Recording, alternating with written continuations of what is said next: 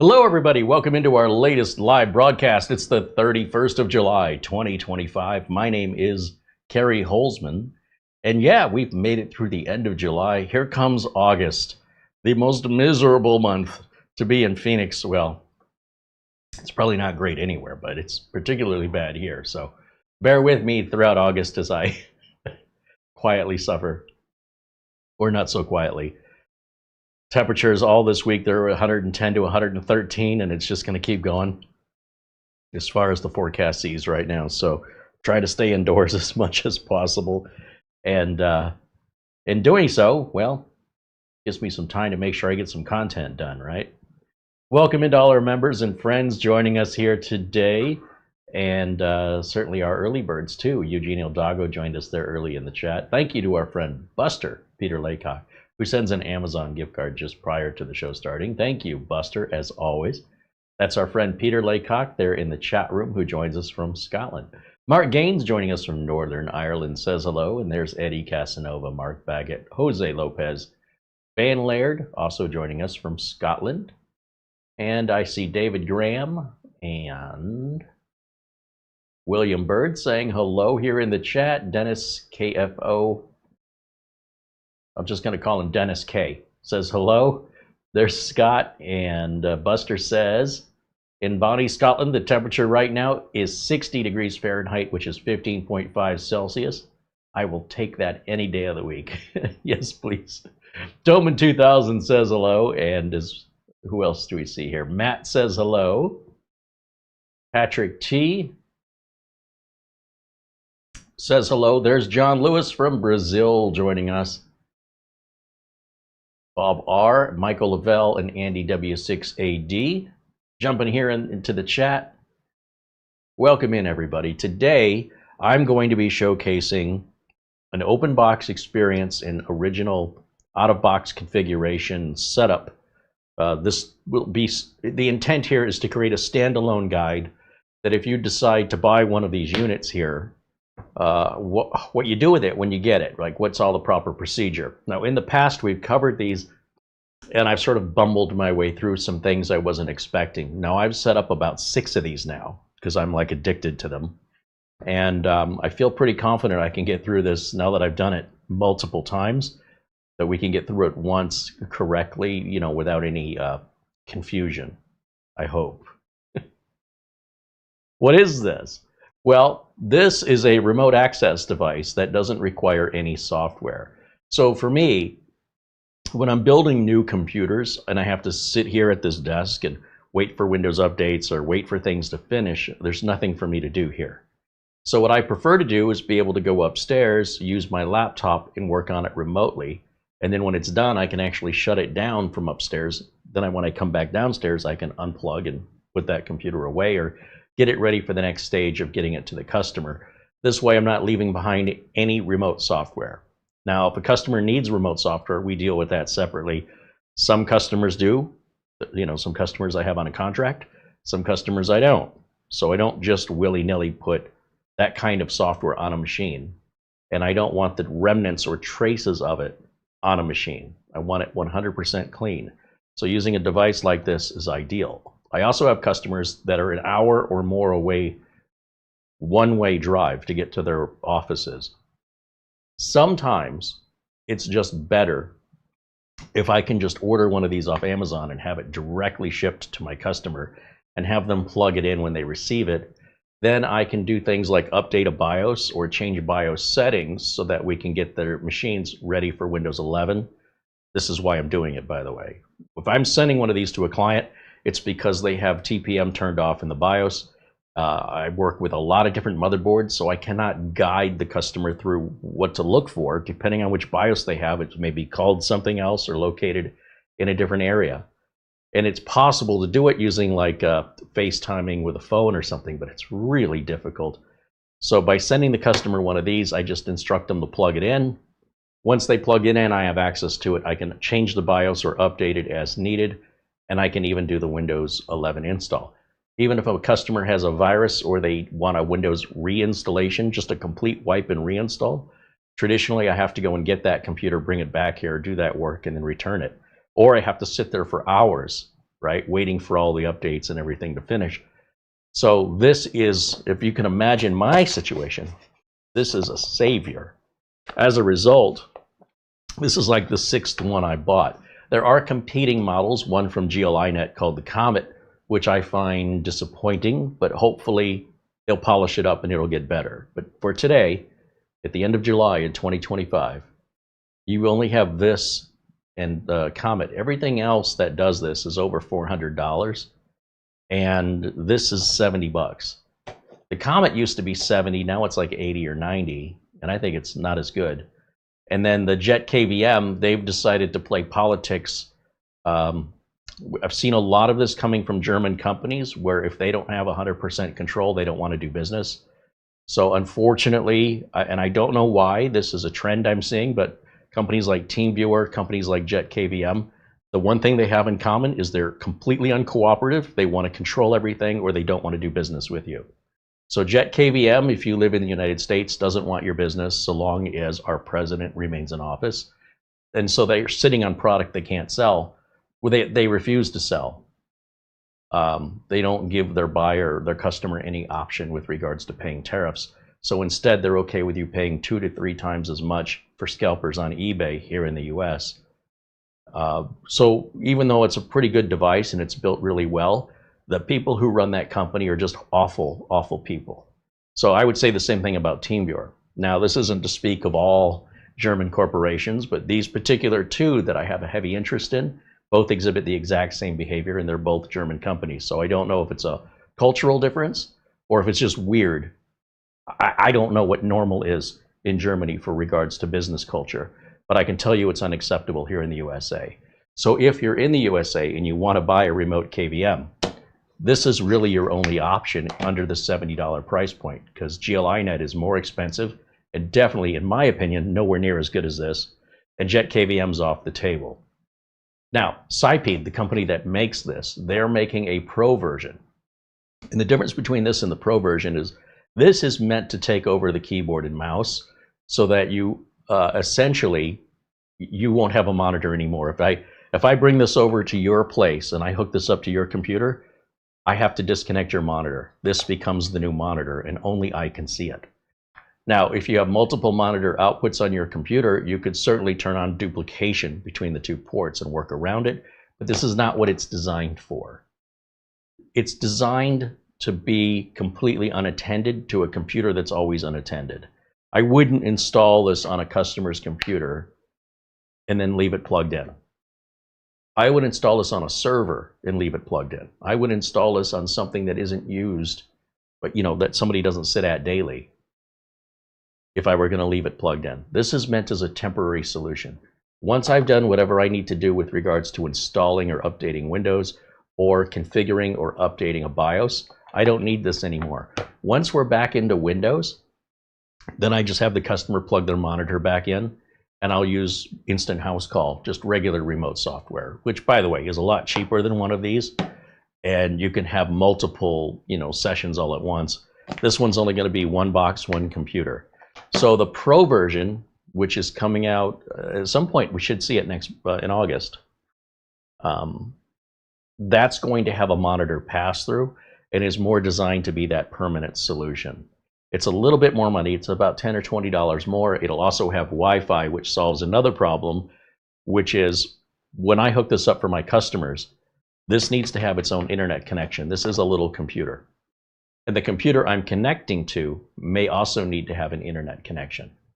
In the case of updating a BIOS, I don't need the internet connection. All right, I can do everything connected to this. But many customers, they only have one internet connection going to the back of their computer. So if we need one for this and we need one for the computer to do Windows updates or things, this is not a good solution.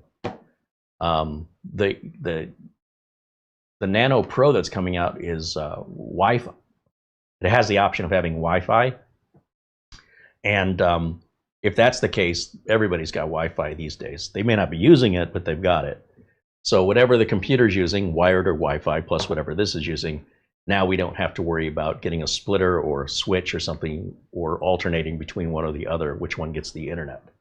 So for example, in a real world example, client that's several hours away, I mail them one of these.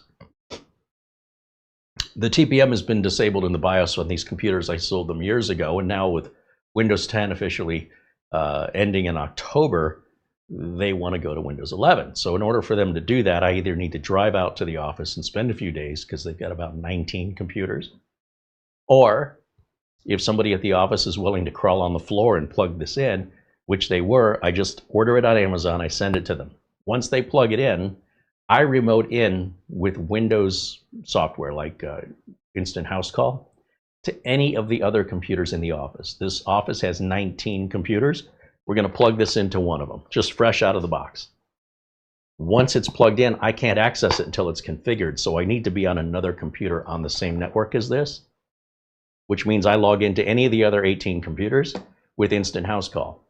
Then I can log into this and configure it. There's that one-time configuration. If I send it to me first, then I configure it, then I have to pay for the shipping to send it to them. If I send it direct from Amazon, the shipping's free. So that's why I choose to do it this way. But yes, I could send it to me first, configure it, then send it to them. This makes the setup so much easier and faster for me as well, because once I remote in, and they're an Office client, they already have the remote software installed, because that's what they pay me to do, is maintain and back up and update every year throughout the year, every month, every week. They're on a retainer of maintenance. So I need that software installed regardless. So this is the only exception, that I need to log into one of the machines, and I just need somebody at the office to plug this in for me. I say, plug this cable here, this cable here, this cable here. It's 3 cables. Network cable, the HDMI cable, and the USB cable. And all the cables are included here except your Ethernet cable. Once they've done that, I'm logged into another of those 19 computers, doesn't matter which one. I locate this, then I'm accessing the other computer they plugged this into through the computer I'm remoted in to update the BIOS, to update Windows, whatever I need to do in that regard. Actually, I don't need it to update Windows, just to make sure the BIOS is fully updated and TPM is enabled. Once that's done, I have them disconnect this, and this computer that this was plugged into will also have the remote software. So now instead I log into that one because we're back in Windows. Once we're back in Windows, let's say it's Windows 10 in this example, and we're plugged back into the internet on the computer again because we're not using this anymore, then I can go do the Windows 11 upgrade. It passes all the checks, and then we move on and do computer number 2, and we process that all the way through 19 of them, or however many the customer has. And it takes about 2 or 3 hours per machine, so we can get 2 or 3 done a day. And it's nothing we're going to do overnight, but at the same time, it's not going to be any faster if I drove out there. It's just a lot of gas and time in the car that's completely avoidable. Not only that, but these things, like I said, when I'm updating computers here, if I have to hit Windows Update and it's going to be a while, I just plug this in to the computer and I go upstairs and I do everything through my browser. There's no software to install. And of course, I will have already had it configured. So how we configure it and how we use it to set it up for a first-time use is what today's video is going to be about. There really isn't any competitor on the market for this right now, not at this price. I think there's a price discrepancy. This is in the link that we have in our video notes, this is like $58, but that same link is showing me $69, and I think it may be because I have to be signed in to Amazon, and I think because I'm an Amazon Prime customer, it's cheaper. Sometimes Amazon, it's quite frequent that Amazon Prime customers get cheaper prices than everybody else. It's part of your Prime membership. I think that's why there's a price discrepancy, but it's still under $70 regardless. And you know, all the excuses that Jet KVM has about tariffs don't seem to be applying to any of their competitors. So that's another reason why I'm just despising Jet KVM so much. It's a good product run by a company with terrible people. So they're dead to me, as Kevin O'Leary would say. I'm done with them. Well, I was skeptical the first time I bought one of these. The more I've used the competitors, the more I like this. So every product that's ever made has flaws. There's no such thing as a perfect product. And if you want to go online, then you want to look for people finding, you know, things that could be better, you're going to find exactly what you're looking for. I need to get work done, and I don't have the convenience of being a nitpicky, finicky, scrutinizing perfectionist seeker. I need to get the work done, and I need it done at a reasonable cost to both myself and to my customer. There's nothing on the market currently in July of 2025 that competes with this in price or what it's able to do. I would love if there was more competition, but this is where we're at right now. These products are only going to get better.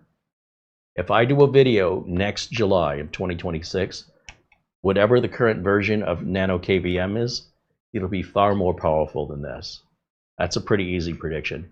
And other people, other manufacturers are likely going to jump on board, just like we've seen with NASs. I've been showcasing NAS units here since, I don't know, back in 2010 when Seagate was making the black armor. And of course, Synology and QNAP, then ASUS Store came on board, and we saw TerraMaster come on board. We've seen Thecus kind of come and go. And now, in 2025, everybody wants to make a NAS. AOStar, Orico, Minis Forum, like they're just coming out of the woodwork. And I'm trying to keep up to see, let's see, Ugreen, how are these NASs comparing to the established brands with how much you're getting for the dollar, and how good are they? Are they easy to work on? Are they loud? Are they expensive? Are they limited? And right now in 2025, that is the hot ticket. You're going to see a lot more NASs on this channel, just as you saw a lot of mini PCs, and prior to that, a lot of custom builds. The shift in manufacturing to what people are buying goes up. It's like the fashion industry. And in much the same way, I predict in another year or so, we're going to have like a dozen of these to pick.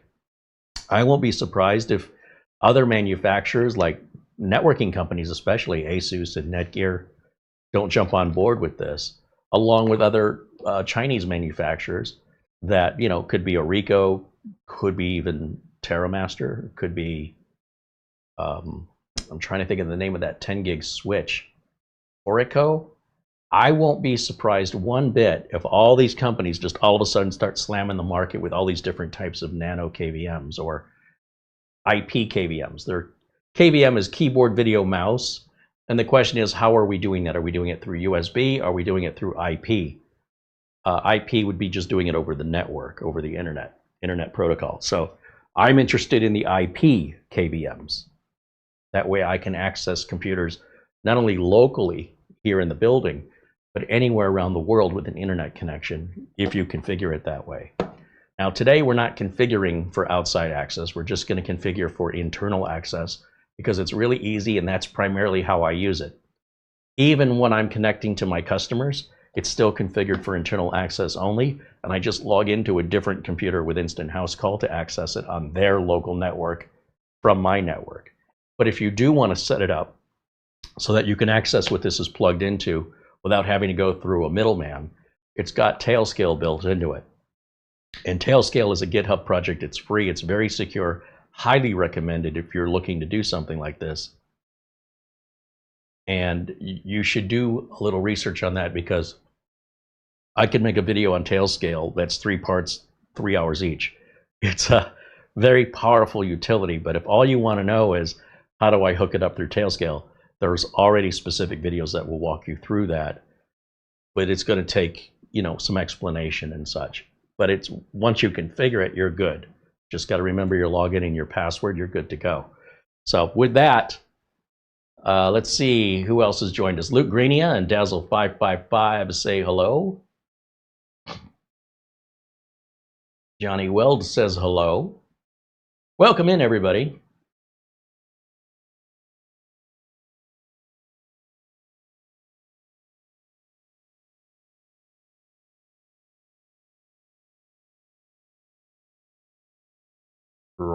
Ryder Road says hello. I do my best to try and pronounce some of these names. Excuse me.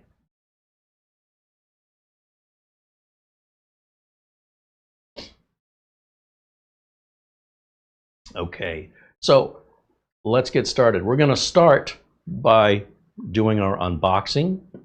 and show you what's included, what you're getting for the money. They sell, there's 3 different versions of this. One is the same version in black versus white. That's the only difference. There could be a cost difference. I think the black one costs more. I don't know why. I guess it depends where you shop. And then there's just the circuit board part, which you would have to provide your own cables, your own memory card. You'd have to download the software image and then update the software image. That's called the nano-kvm Lite. It doesn't have any protection around it. There's no case. There's no screen on it, so finding it on the network the first time is a challenge, so you can configure it. Once you configure it, you can find it real easy. Now, I have a video already on setting up a nano-kvm Lite. We've already done that. That's only about $33, but by the time you add the memory card and the cables, you go through the process of recording the image, finding it, recording it, putting the memory card in, hooking it all up. You're sitting somewhere around $70 or $80, and you don't get everything that this has, which includes the case, the screen, and the ATX board. We're going to talk about that ATX board here in a minute. Let's start with our unboxing. This is exactly as it's arrived. Everything I'm shooting here is live and unedited, so there's been no prep or rehearsal for this particular unit, only my previous experience with other units. So I do expect this should go smoothly. I say that every time. All right, unboxing the nano-kvm from Sipeed.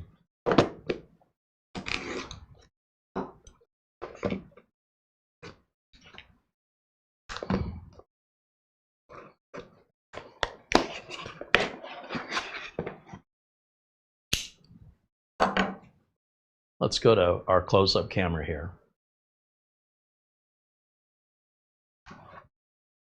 This is exactly how it's unboxed, or how it arrives. We've got a little user guide here. This is the unit itself. This is the magic box. This right here, this is an ATX power connector. And what this is used for is if you have a standard tower computer, on the front panel where you plug in your power switch and your reset switch, all that goes on your case, you're going to unplug the power switch, reset switch, your hard drive LED, and you're going to plug them in to these pins right up here. And then this end is going to plug right onto the motherboard. And then a USB cable will come out of this end into the USB port. It's either this USB port or the other one. I'm not sure which one it is because I don't use this. But they give you 2 USB cables for this. And then what you can do is you can actually power on the computer or reset the computer from the buttons on the unit, or through the software that you load in the browser, which of course you don't have to install any software. And you can physically shut off the remote computer and turn it back on, or physically reset it if you choose to hook this up. But you're adding a lot of extra cables if you choose to do that. And that isn't going to help you if you've got a mini PC or laptop. So underneath this cardboard lid, we have a box here. And this box is going to contain all of the cables. Now these are cables you would have to buy separately, as I mentioned before, if you buy the light version of this, which will not include a screen or a case or any of these cables. That's why this is the better deal, and it's already plug and play ready. You just, it's turnkey. You take it out of the box, you start using it. So in this box, we have one USB cable that's going to plug in to provide power and keyboard and mouse control to the remote machine you want to control. The second one, an identical cable, that's if you want to utilize this ATX board. Again, that would have to be on a tower computer. And then this piece here is your extension cable. If for some reason you cannot plug this directly in the board, you can plug in, you know, let's just say you want power and reset, and then plug this into your header here.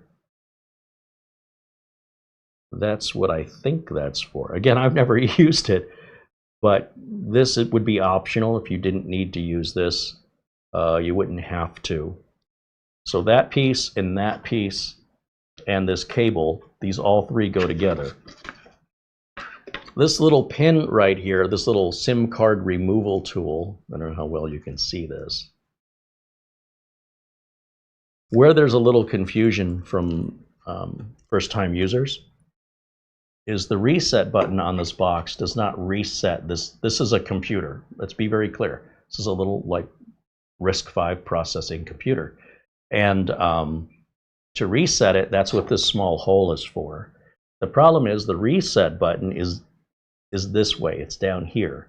So you have to put this pin in. In any case, I've never needed to reset one of these ever. But if you ever needed to, you'd put this in the hole and you're just going to bend it like this. Bend it down until you feel that reset button. It's not a very good design, but you'll feel it. And you'll hold that button down for a few seconds. And that's what this is for. I've never needed it, but you know, that's what it's for. And again, you don't get this either with the light version. All you're getting is a circuit board. You have to provide your own media. You have to provide the bootable image. And then you have to configure it. So all of that's already done for us here, except the configuration. There is a little piece of plastic covering up the screen. I highly recommend you remove it. Sometimes this plastic can be very difficult to remove because it looks like they put the plastic on first and then they put the screws in. So a lot of times, even if you're getting the plastic removed, you'll see it gets stuck under the screws. So what I'll do, just because it bothers me so much, is I'll take the two top screws out. There's one. And there's the other. And I'm just using a simple Phillips #1 here, because this plastic is there to just keep it protected in shipping. Then I'm going to find a loose end of this plastic film here and peel it up and away. Just like that. And you see how it gets stuck under the other screws? So what'll happen if I rip it is I'm just going to have little pieces of plastic sticking out that are even more difficult to get out. So without taking the whole unit apart by removing 2 screws at a time, I don't have to worry about reassembling it, which, by the way, not a big deal. There's a couple boards in here. One's your video display board, one is your basically the nano-kvm light, and then there's a connector between them. And really simple, but at the same time, I don't want to disassemble it because I don't need to. I just need I want this plastic off of here. Now, if they would have cut this plastic with some corners cut out or something, that would be a little easier to get the plastic off. You could choose to leave the plastic on, but what happens is this plastic will start to bubble and yellow very quickly in most environments, and it'll make it hard to see the screen, and it'll make it look like your KVM is getting old. It's just the plastic that makes it look that way. And it's really not intended for the plastic to remain on. It's there just for protection and shipping so that your screen doesn't arrive all scratched up. Once it's in your possession, you can scratch up your screen all you want. So this is just one of those little details that's important to me. I don't bother, telling a customer about this. When I send them one, we don't even talk about it because I don't want the customer getting a screwdriver. It's not that important. But when I do it, that's the way I do it for me. Because, hey, it's brand new, out of the box. Let's set it up once and not have to go back and worry about it in the future. There's going to come a day where that customer, I'm going to have that customer say, hey, do you still have that little white box I sent you? Yeah, can you plug it in? First of all, they're going to have to find it. Now, assuming they can find it, they're probably going to say, wow, it looks really bad. Yeah, that's the plastic on top. Don't worry about it. So if I were to order one of these and then configure it and then send it to the customer, I would already do this as part of my, prep to get it ready. Let me bring this up close to the camera and I'll show you what this looks like real close. This is the heart and soul of everything we need right here. This is the top of the unit. Again, power and reset will only function if you're using the ATX board. I never ever use these buttons. Here's a display screen. It's going to give us our IP address, and there's a little diagram here of how everything hooks up on the side. And you can catch all these images on the Amazon page. On the other side, we have a giant heatsink, much larger than what comes with the nano-kvm light. So this is another value option you get when you buy it all pre-assembled and turnkey. On the other side, it's just blank, and then you've just got the front of it and the back of it. So that little hole, that's your reset hole. And this is the HDMI that plugs in the computer, and this is the HDMI and the USB. The one on top and the one in the middle, looking at it from the top, this is going to control keyboard and mouse, and this is going to be a video capture of what that computer is putting out. On the other side of this, we have another USB, we have an RJ45, and actually, now that I think about it, this controller here is for hooking up optional things, if I recall. I don't use the ATX board. This is really all I want. This, along with the USB cable that goes in here and the HDMI cable that goes in there. That's all I want when I order these. Everything else I just leave in the box. I don't use any of that. But in the user guide here, I'm sure that tells us what this is used for. There's also documentation online. This documentation is mostly Chinese. I don't know if that's Mandarin or Cantonese. And there's a lot of different languages that are basically telling you to go to the website. I see it in German, and I see it in Russian, and it looks like, well, quite honestly, they're languages I don't know. Basically, the only bit of English on this are these 2 pages, and they're mostly going to direct you to go to their website. But again, there's so much information online, and of course, you can always ask here. We'll be happy to do our best to provide any answers to any questions you have. So again, as far as I'm concerned, the only part of this that I find useful or that I use is this piece here and this HDMI. This is a USB cable. I need to provide my own HDMI cable. I thought it came with one, but I guess not.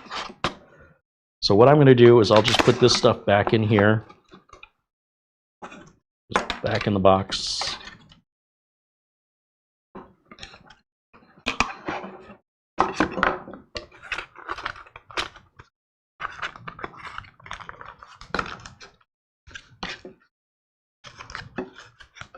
Including the little ATX board.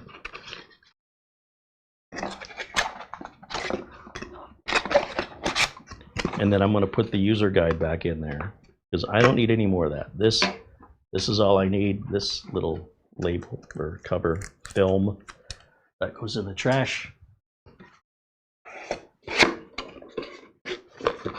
So what I need to hook this up is going to be an Ethernet cable and an HDMI cable.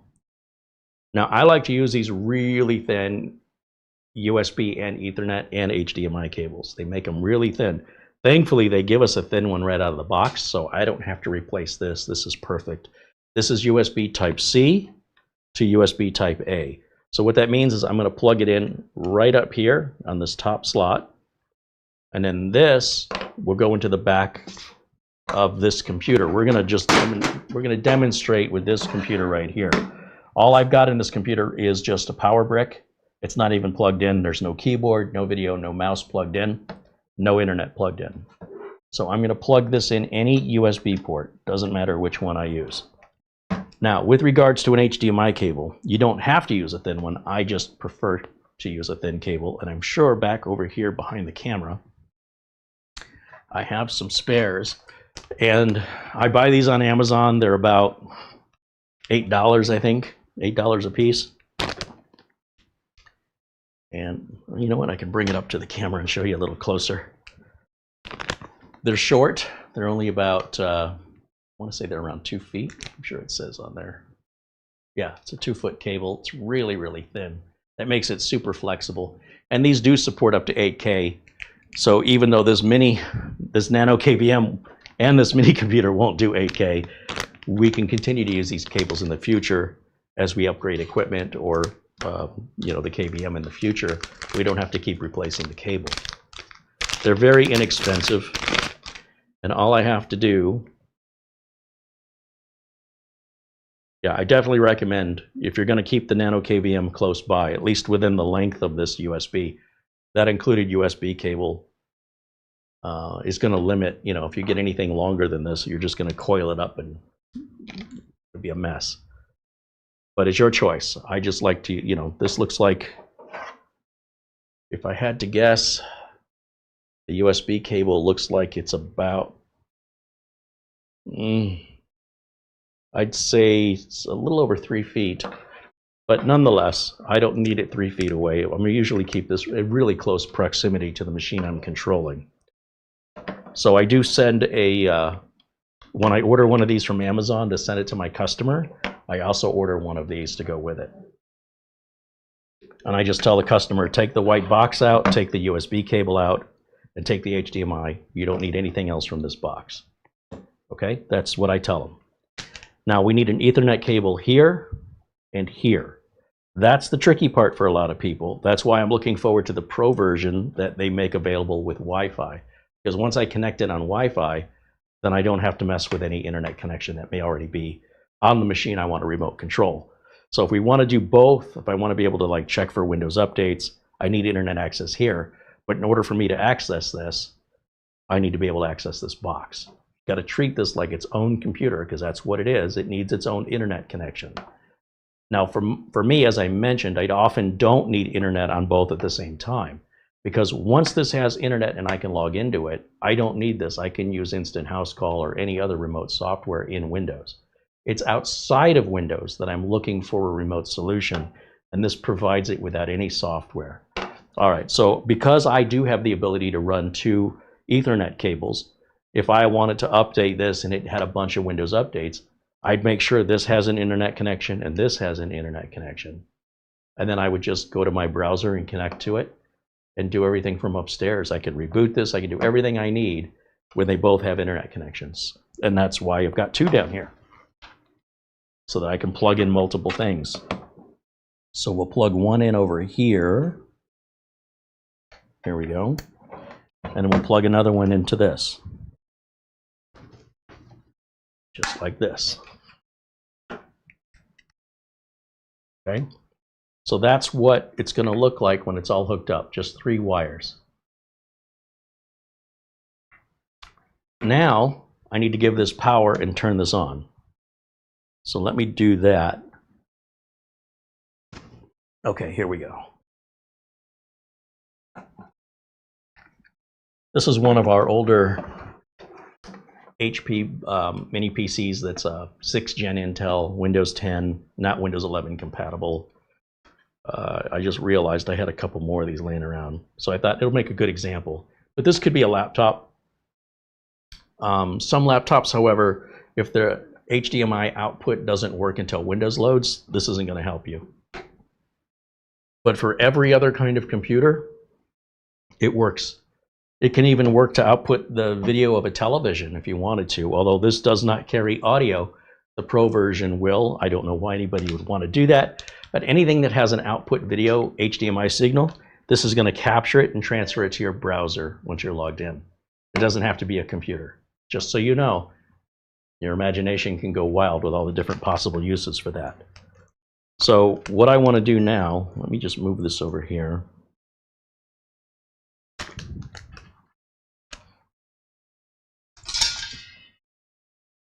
As this boots, what's going to happen is we will see a light come on the front of this, and the screen will be blank for about anywhere from a minute to 2. But you will see, if you're plugged into the correct USB port here, which is the top one, that the 5 volts that's written on the screen has a blue light next to it. And when it boots up, the screen will display the IP address assigned to it from your network. And that's how we're going to access it. We'll just type that address that appears here into the browser of any computer on the same network. See how the screen just populated right there? Can't imagine you're going to see that very well, but you can see there's a bunch of text here. And the first line of text tells us our IP address, which tells me it's 192. You know what? It's so tiny, and my eyes are so old. Let me get some thicker glasses. Bear with me for 1 second here as I become Mr. Magoo. Okay, so the first line of this is what I'm interested in, the 192.168.68.70. Now it's telling us stream quality, resolution, 1920 by 1080, et cetera, of what it's detecting, and quality type, all that other stuff. This isn't a touch screen or anything like that. You can configure all of this in the software, but this is our first time out of box setup, so I want to show you the next step. We're going to remember that IP address right up here, this 192.168.68.70. It'll be different for you and how your network is set up. So let's go back to the streaming computer, and we'll just capture the screen on the streaming computer and show you what this looks like. So let me come over here, and we're going to open a new browser window, and let me come back here and here, and we're going to type that address in, 192.168.68.70, and that should bring up the Sipeed software, which it does. It's bringing up the little computer that we have here. It says username and password, and I think for username is it admin, and password is password? I don't remember. Admin and admin, maybe? Yeah, admin and admin. Then it says you need to change your password. Okay, I'm going to say not now. Okay, so this is our very first time, and it wants us to change our name and password. So I'm going to name this nano-kvm. That's going to be the username, and I'm going to set the password to something very easy, because remember, I'm not turning outside access on, so I don't have to be really ultra secure for my needs. So I'm going to type in nano. Remember Mork and Minnie? Nano, and then verify I typed in nano correctly. And that will be our new login from this point forward. Okay, and I'm going to tell RoboForm not to save that. So now, instead of logging in as admin, I'm going to log in as nano-kvm, and my password of nano that I just set. You can make up your own, whatever you want. Now this is the desktop, and as I move the mouse around, it controls the mouse on the screen of the little mini PC next to me. And one of the first things I want to do before I start using this is I need to configure it. So if I come up here and click this gear icon, see the host name? It says KVM-34CF. I will never remember that. So I'm going to click the little clipboard here and choose to name this nano-kvm. Now the reason I'm doing this is I don't have to go to this IP address anymore, this 192.168. That's subject to change, especially if I take it to a customer's place and they're on a different IP range on their network. Instead, I can just type in nano-kvm up here, and it'll find it automatically from this point forward. I do need to restart the device for this to happen. Remember, this is a tiny computer, but before we do that, you see where it says check for updates? The software is updated pretty regularly because it's a fairly new product. So we're out of the box, we got 226, and today at the end of July, 229 is the latest. So just hit confirm, it's going to download and update. You don't have to do anything besides just be patient and let it finish. So even though we are connected to the mini PC right now, I'm still not ready to work. Even though I could, if I choose to, I could postpone this. Not a good idea. Now, as you can see, there's options here for setting up tailscale. That's if you want to control this from another network remotely. Because it reinstalled the software and restarted, we log in again. So just to show you, if I close this out and we go back to a new browser, now I type nano-kvm.local. So you just add .local to it. It should find the IP address all on its own, if I did it right. Hold on. I think not working. nano-kvm.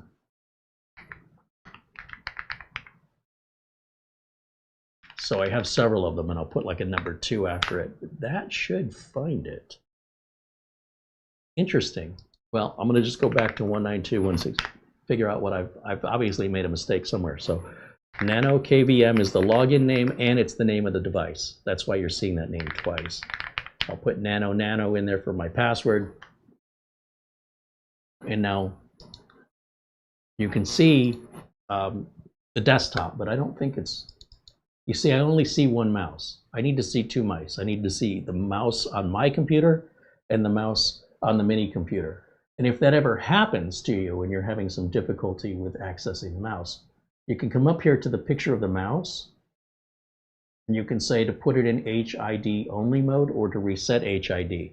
So HID is a human interface device or a keyboard. And because these products are so new, there is some compatibility issues sometimes when you're first using them with some new hardware. Sometimes the USB port you're using isn't cooperative. But you can start by just hitting reset HID just to see if that brings back 2 mice, which it does not do. The second thing I can do is go HID only mode, and that's going to reboot the little nano-kvm. I don't normally have to do this, but what that does is the nano-kvm also functions as a virtual flash drive. So you could put utilities on it and stuff with the spare memory it has. That does cause some conflict with some systems. It's not common, but it can happen. So by putting it in HID only mode, what that does is it disables the virtual drive on it so that it's only doing keyboard and mouse virtualization and not drive virtualization as well. You know how you see me plug my flash drive in with utilities? Well, that flash drive is built into this unit. When I copy the contents over, then I have a virtual flash drive, but not in HID only mode. That disables that because of this very reason. I'll say nano, and let's see if I get 2 mice this time. Still not getting 2 mice. So what that tells me is one of 2 things is happening. And I'm sort of glad this is happening in a sense, because it's great when everything works, but what do you do when it doesn't? So I would not be able to remote control this yet. I'm getting the screen, but I'm not getting any control. And that's usually related to the USB port. So what I'm going to do, if I come back over here to, let's go back to camera 1 for just a minute. If I come over here and I unplug the USB port and just literally plug it into a different USB port, sometimes that's all it takes. Obviously, you want to check everything out before you get control from elsewhere. In my case, I'm usually upstairs. I have to come downstairs. So I've learned to hook it up and test it, if I can, from here before I go upstairs. Once it's good to go, you're fine. But this can happen. It's pretty unusual. I'm actually kind of surprised I'm seeing it. I have seen this before, but it's like 1 out of every 8 or 9 machines I connect to gives me grief. They're all different, right? So it's hard to find a pattern to it. But when I unplug it, it loses power. And when I plug it back in, it resets and the IP address and everything will come back. So you need to give it a minute to reboot. Let's go back over to our window capture and let's log in again and see if I have any better luck.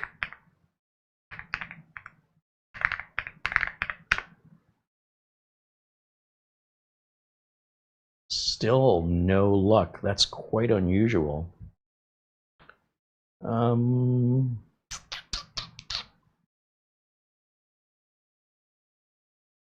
The only other thing I'm thinking is I might have made a very basic mistake here, and that is the device itself. It has 3 USB Type-C inputs. The one on top above the HDMI, the one below the HDMI, which has the reset next to it, and this one in the back. The reason it has 3 is one of these is just for power. So if I shut the computer off and this loses power, how am I going to control it? In my case, I'm not shutting a computer off. This doesn't matter to me. So if one of these is for power, the other one is for power as well as keyboard and mouse. And then the one over here is for controlling the power switch and reset switch. You could have a bunch of cables hooked up to this. I may have just confused myself by plugging into the top one, which, if it's power only, explains why the keyboard and mouse aren't working. You can deliver power through the bottom port as well, which again it disconnects it and reconnects it as it reboots. And I guess it must be the bottom one, my mistake. That would explain this, right? So it's important you hook it up correctly. They're not labeled very well. It does explain on the side if I could be bothered to read it. So it's the one below the HDMI port. I stand corrected. Here I thought I've done this so many times. I'll just make the video live. I'm sure it'll be fine. And yeah, start over, take two. No, we keep going. It's not a big deal. It's an easy mistake to make. And at this point now, we should be able to connect to it and everything should be fine. So let's just verify that's all that was. It's always, almost always, it's user error. That's always the first place to start when you're diagnosing a problem is what did I do wrong? If you start there, you'll probably get to the finish line faster, in my experience. So let's go back over to our window capture. Let's sign back in again. nano-kvm, nano. And now you'll see the second mouse. So that's what I did wrong. There's the second mouse trailing behind. Now, if I click on this PC, you notice with just being an HID only mode or human interface device only, I only have a C drive. You see that. But if I come up here and turn on, I'm just going to hit HID only mode one more time. We're going to disable HID only. That's going to enable the flash drive side of things. So when we come back, we'll have to re-log in, and we'll now have a D drive, which is the equivalent of my flash drive. That's already built into this nano-kvm. It's like 21 gigs of free space that we can use. My flash drive is only 16 gigs, so this is bigger than that. It is slow because it's USB 2, but you know, when you're remote, it's still better than getting in the car and driving over there. So I'm going to log in nano-kvm and nano, and I'm sure my keyboard and mouse are going to work. Yep, there's the two. And now if I look, you'll see I have a D drive right here. That's 21.4 gigs of empty space. I can use it as a flash drive that stays within the little white box here. That's really handy. I cannot tell you how amazing that is. So with that, we can now do everything we need to do. If we want to go to Windows updates, if we even want to go into the BIOS, we can do all of that remotely. Again, I've got this set up just to be on the local area network. That's why I'm not too worried about password security and stuff like that. And even if I was, I wouldn't be broadcasting that across the world on a live video, right? Because that would be the opposite of being secure. But that's a basic how-to and how all that works. And it's that bottom USB port I have to keep telling myself, not the top one.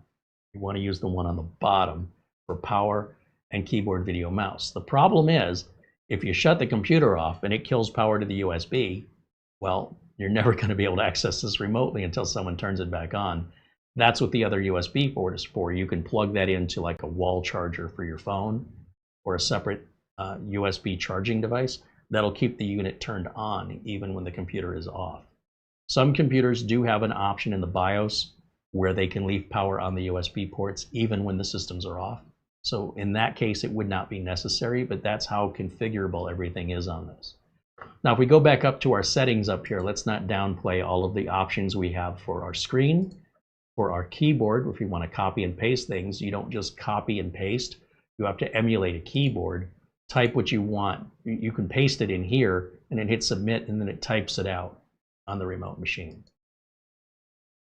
Over here, this is if you want to load images like a Windows 11 installer or memtest, and you want to boot from those images, you can store as many images as the 21 gigs of free space will hold. So again, you don't necessarily have to be there at the clients.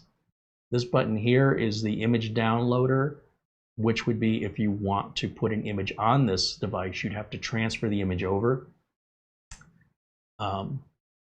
Sorry, to load the image. So then you would select which image, because you could have multiple ones, sort of like Ventoy at that point. This is for running any scripts. This will get you into the terminal mode if you want to get into that sort of hardware level of the machine. This device here enables wake on LAN. So yeah, you can turn the computer off, and let's say instead of hitting the power button, you just want to wake it up over LAN. You can enter the MAC address, which it'll save, like your phone book saves contacts, give it a name, and it'll send the magic packet to wake the computer up which is effectively turning it back on for computers that support Wake on LAN. It's really cool. This we can actually shut off two different power settings and reset, but because we don't have that ATX box connected, these don't really help us at all. This is for remote controlling the computer, not the device itself. And then over here, we want to go full screen, and we can close this X, and now we have the full screen entirely, as if we're sitting right in front of this computer directly. If you want out of this, you can press Escape, and if you hit these three bars, the menu comes back, because sometimes it gets in your way.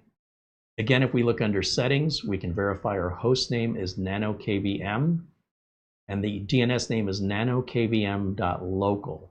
So now that I verified, we don't have to use the wired address anymore. We can use the wired name. So if I close this out again, let's go over here. This is the Amazon page for this device, by the way. This is where I bought it. I buy it from the UE2 store. Pay attention, because some of the sellers on Amazon will list this at a cheaper price, but they want to charge you for shipping, and the shipping delay could be a month. So I go to UE2 because there's no charge on the shipping and the delivery is much faster.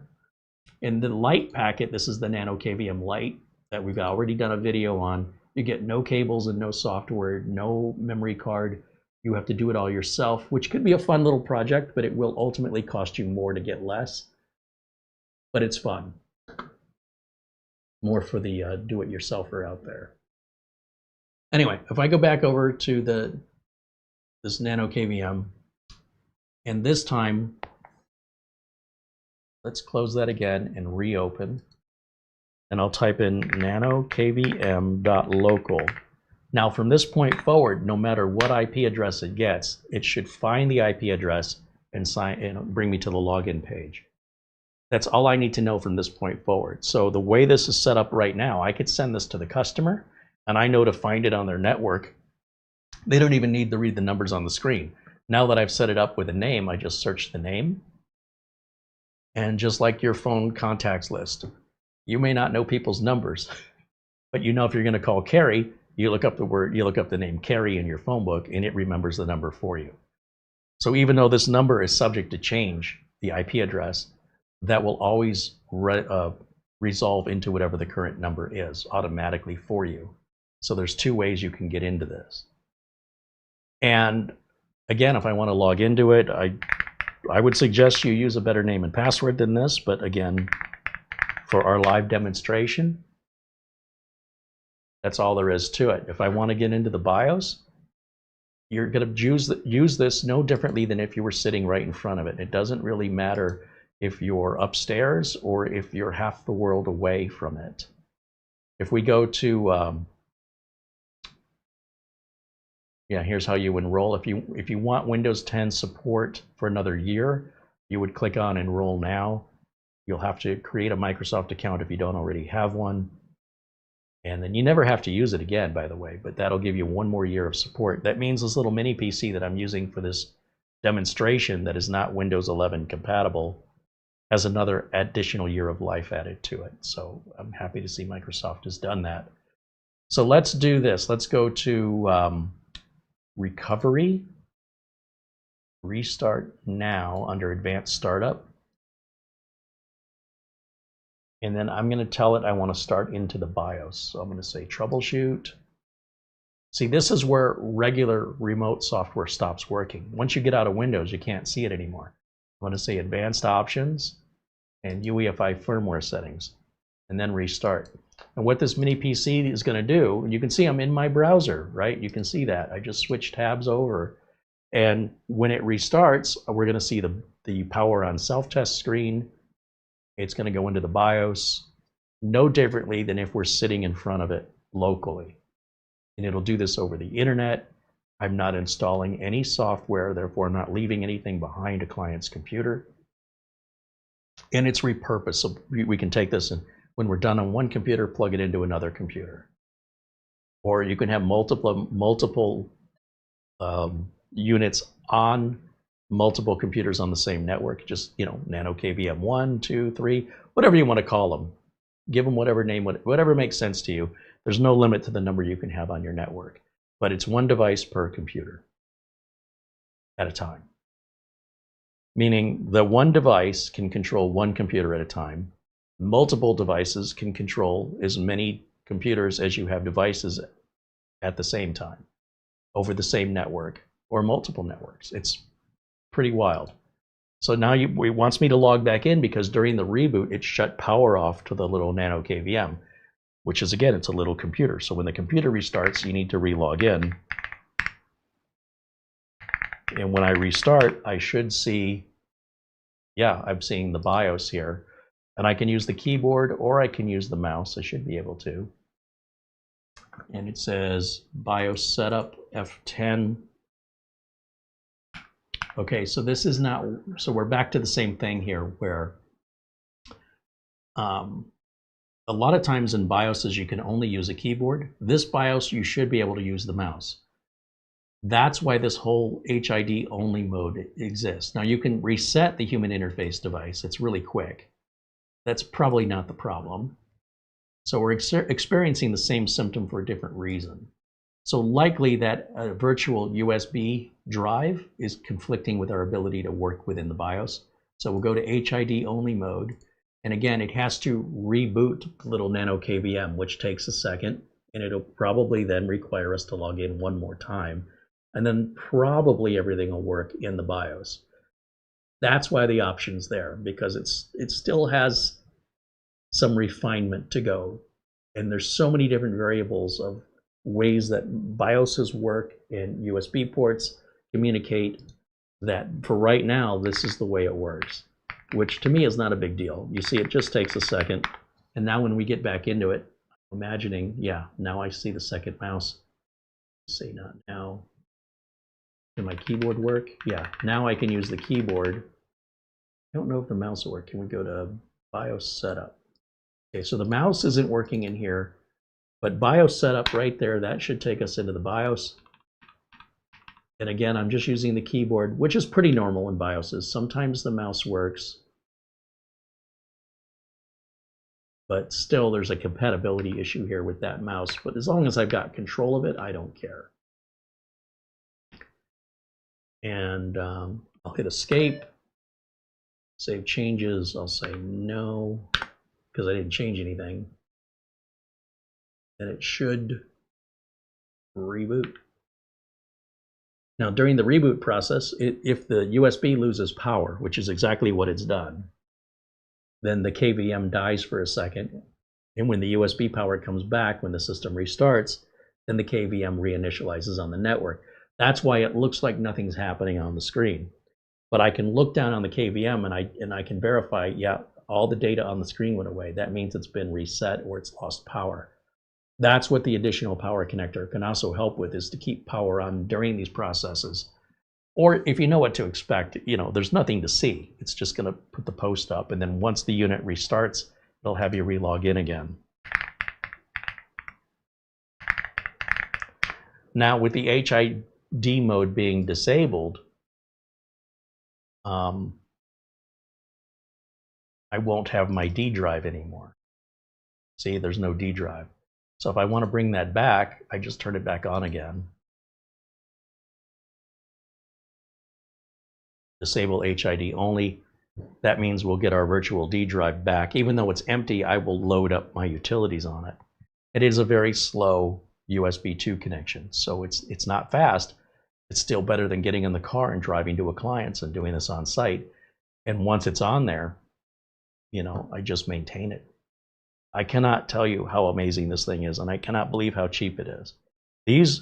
The cheapest one of these you could get last year was a IP-KVM at $400, and people were blown away by what a great deal that was. You could buy 5 of these for $400.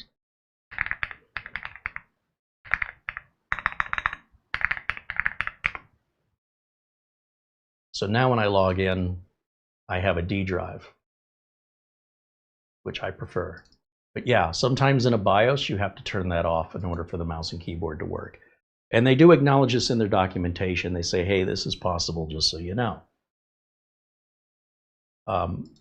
there's still a lot of refinement to occur. This is basically it's a first generation product, essentially. The nano-KVM Pro will have the IP-KVM and the nano-KVM software. If you prefer one over the other, you'll be able to switch which software you want it to boot from. So I'm super excited to see the Pro version. The Pro version is only like $10 or $15 more, and it's much bigger. But it's got with the built-in Wi-Fi, that's going to solve a big problem for me. So with that, let me jump over to the chat room and see if you guys have any questions or concerns about how all this works. There's no monthly fees, there's no subscriptions. You just plug it in and you're good to go. It's not intended, once again, it's not intended to be plugged into your friend's computer, so anytime your friend needs help, you can sign in. That's what Instant House Call or any remote software in Windows is for. This is for outside of Windows, like installing Windows, configuring a BIOS, updating a BIOS. You shouldn't need this plugged in other than very, very rarely where such a scenario exists. Everything else, once you're in Windows, is a lot easier, a lot less complicated to simply use remote software within Windows. The Rust Desk is free, you know, if you don't want to pay for it. There's also UltraViewer and a bunch of other free alternative remote software that run within Windows. But when you need remote access outside of Windows, you had to spend big money. And quite frankly, for the amount of money a IP-KVM would cost, I just as soon get in my car and drive. But for what these little nano-KVMs cost, I'd rather just ship one to the customer if need be. And then when we're done with it, ask the customer to keep these cables and put it away in a drawer in case we need it in the future. As long as I've got it on hand, I know exactly how I log into it. I set them all up the same, so I'm going to use the same login name. So if the customer calls me 18 months from now, I still remember the login name and the password. I'll make a record of it. And that way I don't have to go searching for it and setting it up and configuring it again. Once it's configured the way I prefer it, it'll stay that way unless I change it indefinitely. David Martinez with a $5 super chat says, keep up the good work, Carey and Marlena. Thank you, David. Andy says, I hope that the nano-KVM Pros will ship in August. I think they're in production right now. They're shipping out the internal ATX version in 2 weeks. So that suggests to me that that production's done and they're all being packaged and ready to go. And that means production is then shifted over to the ATX version, the desktop version. That's my understanding. So it's progressing. It's getting there.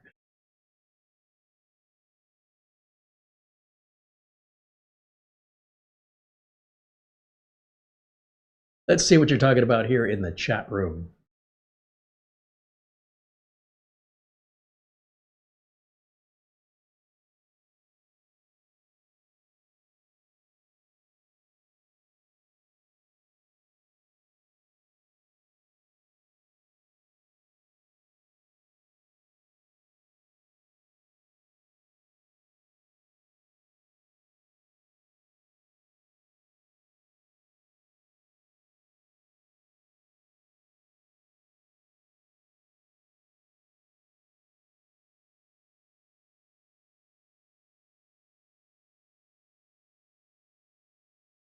And Jung joins us and says hello. There's Bajin Guy saying hello, and Luke Walker.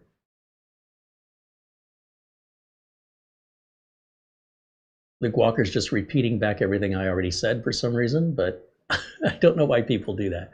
I think they jump into the middle of a video and they can't be bothered to go back and watch what's already been discussed. And then they add commentary that they feel was left out because they weren't here to see it. So I'm always slightly amused when I see people repeating back what I said earlier because they weren't listening or they weren't here and they assume it wasn't said already. But I don't know why people do that, but it is a weird thing I see on the internet all the time. So if people went back and watched what they missed before commenting, they'd probably realize they don't need to leave that comment. I don't know why people do that, but I see it today. I see it all the time. I don't even know why I even bother talking at all. I just let people come into the chat and say everything, and I don't even need to be here. I suppose the intention is well placed, but it's a little weird to have people just repeating back what I say. It's weird. I'll never get used to it.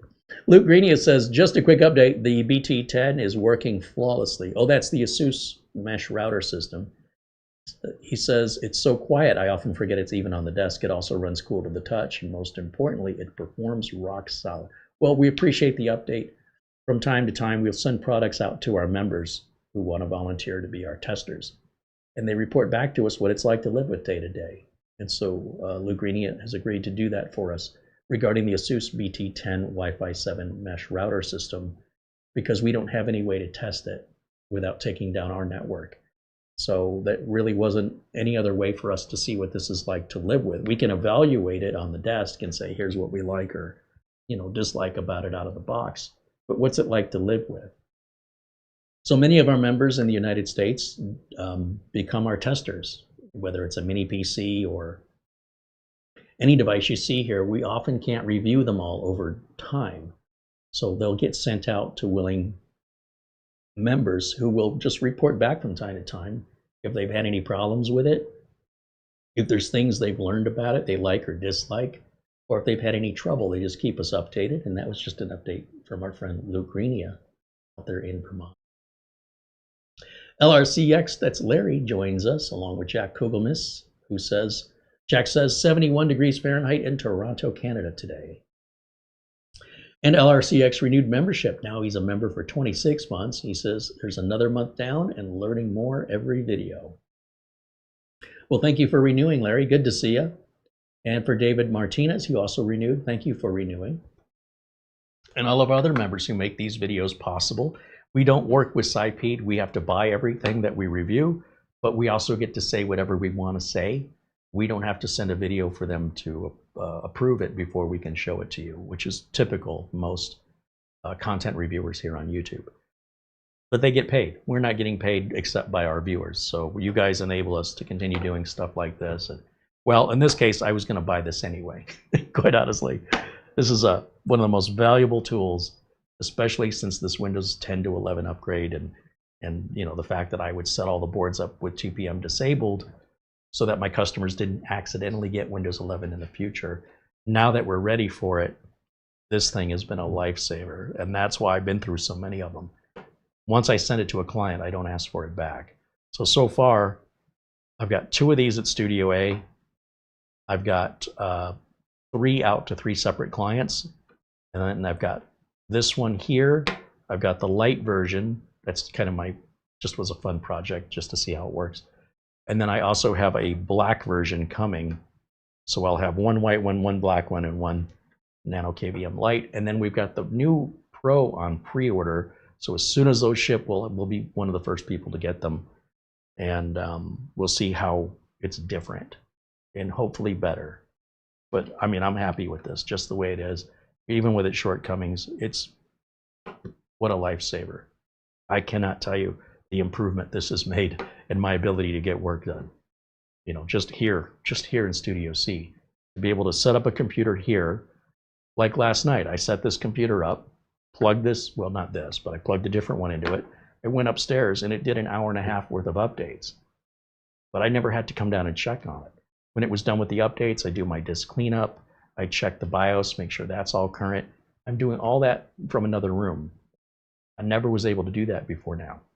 I'm not installing any software on here, so there's nothing left behind. It's still a brand new system clean build with no logins, no login histories, no remote software, so no security concerns. And then when I'm done up there and I said, okay, I've done the disk cleanup, I've made sure my drivers and my BIOS are up to date, all of that's done, I shut it down. So by the time I walk downstairs and come back over here, this is already off. All I do is unplug it, put it on the shelf, put the next one up. I can do more computers per night now than I have ever been able to do because I don't have to keep going up and down the stairs and checking and then forgetting, oh, geez, I've had that running for 2 hours. I totally forgot. It's probably been waiting on me for an hour and a half. So that's why I love this so much. And I have a client that's really far away with regards to these Windows 11 updates that enabled us to reinstall Windows remotely and it enabled me to turn the TPM on and update the BIOS on the others and evaluate, which ones were absolutely not Windows 11 compatible. They have some machines that are prior to Gen 8 Intels. They're basically Gen 7s that they're just not going to be Windows 11 compatible. And we had a couple machines that wouldn't even boot. And with this, we were able to see what the boot error was and, install Windows if necessary or change boot order if necessary.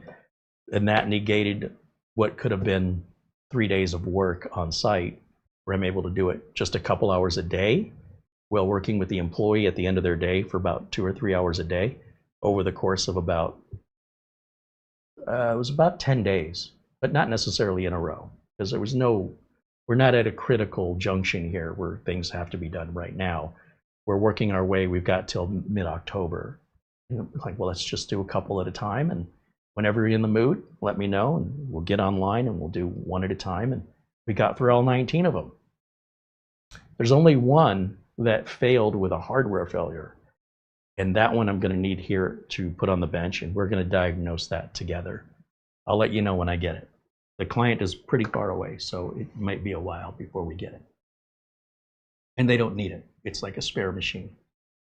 But it's a really weird issue that I will need to have hands-on with. So out of 19 computers, this worked for everything we needed on 18 of them. That's wonderful. I cannot tell you. For 70 bucks, this is a bargain all day long.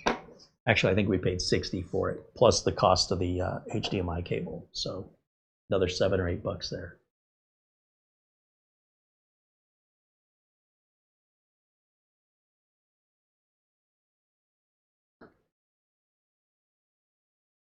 Richard DeFries joins us along with Rip City Raider and Frankie B.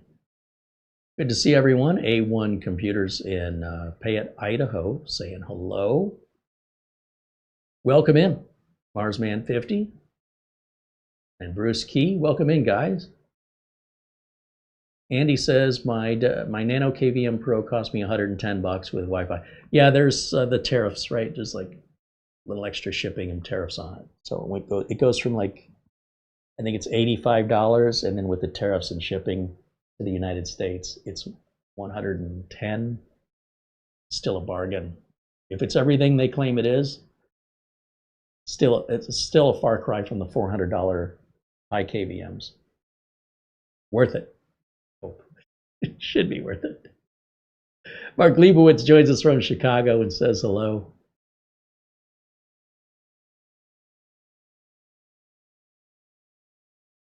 So I may just redo this video. When I get the black version of this in, since I screwed up and told you guys to plug that USB cable at the top, I got to redo it all over again. Because what I want to do is I want to share that video as an Amazon review.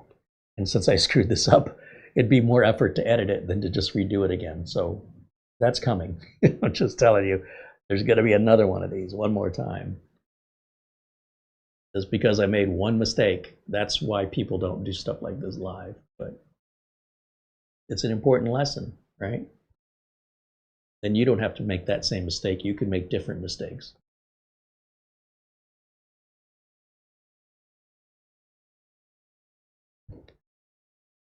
So if you have questions for me, be sure and put them in the chat. I'm just looking back at the previous conversations that have taken place.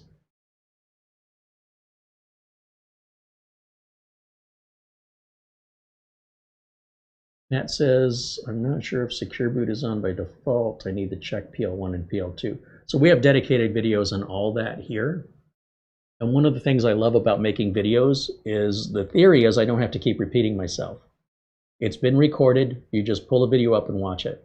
So if you search my channel for just PL1, for example, it should pull up some shorter videos that just describe that and walk you through that. If you pull up the videos on Secure Boot, I don't know if I have a short video on that, but I also know I'm not the only one making videos. And this is all information we have covered time and time and time and time and time and time again. And I strongly encourage you to look for those videos. And if you're having difficulty finding them, then reach out to us and we'll send you those links. Nothing wrong with asking the questions, but please do search for the answer first here on the YouTube channel, if it's something you remember me talking about, you can likely just find that same video again. And if you can't, there's a good chance we can locate it for you, or we can locate one very similar to our own, whichever one I see first. Don't be afraid to use Copilot or Gemini to also ask those questions. So for example, if you have whatever make and motherboard, like if we open up, if we go to Copilot, let's just open up a browser here, and we'll click on the window capture. Here we go. And I'll just type in Copilot. If you don't know where that is, or you don't have a Copilot button, just type in Copilot and click on the first link. And then you say to Copilot, how do I check PL1 and PL2 on, whatever your board is? Maybe it's MSI Meg C690 Ace. This keyboard is way too sensitive for my slapping around my fingers on the keys that hard. And this will walk you through the actual settings for the particular board you have. Now, if you don't know what they're supposed to be set to, it's asking, would you like help choosing the optimal PL1 and PL2 for your specific model? Yes, I would. Yes, I would. And it'll say, okay, well, here's what power level 1 and 2 are, and then here's a bunch of CPUs and their recommended settings. But you could say, I have a, let's say, what is PL1 and PL2 on, we don't have to say Intel, that's redundant. We can say i5-11600K. And it'll come back and tell you what they should be. PL1 should be at 125, PL2 should be at 251. Everything that you have questions for, if you want to be able to help yourself, this is a good place to start. It's not 100% accurate, but it's, in most cases, unless the question is quite complex or you phrased it in a way that's open to interpretation, the results are really, really good. And this is getting better all the time. So no matter how people feel about it, it's coming and there's nothing you can do about it. So you might as well learn to like it. And the sooner you get started, the more ahead of everybody else you're going to be. So I strongly recommend you familiarize yourself with some form of AI, whether that's Copilot or Gemini or Perplexity or ChatGPT or Grok. There's so many out there. This is an avalanche that's coming, and choosing to just insult the avalanche and turn your back to it is going to leave you buried. So this is a great place to start for questions like that. How do I check to see if Secure Boot is on? And this shows you the process right here. So now you don't even have to go looking for any videos. If you've already seen the video and it's just the details you can't remember, this may be all you needed, just that little boost. On the other hand, if you never watched the video and you don't even know what Secure Boot is, then I'd recommend go back and watch the video. Or if you want to see step by step. Sometimes they even include videos here that can walk you through step by step if it finds one. Is there a video demonstration? Let's just ask it. You can talk to this just like a regular human. Look at here, it pulls the videos up. Is there a video on how to change PL1 and PL2? And then you would put the make and model of your board. So maybe I've got an ASRock Z790 live mixer board, because they're going to vary in how you change it depending on the make and model. So it may not have a video specific to the make and model, but they'll also give you the walkthrough steps for your specific model, such as where to go in the BIOS to look for it. I cannot express enough how useful this is for everyday life. If you're looking in the refrigerator and you've got some leftovers and you say, what can I make with, let's say I've got some hamburger, some cucumbers,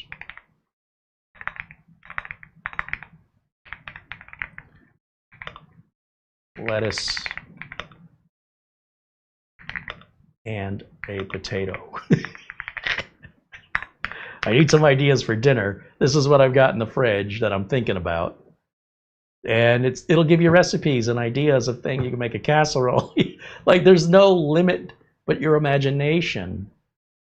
Who was the actor in the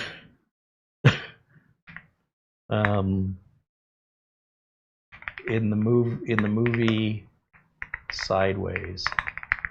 I mean, that's pretty specific. Paul Giamatti, Thomas Hayden Church, Sandra Oh. This is so powerful, and it doesn't have to be anything computer related that's on your mind. How many episodes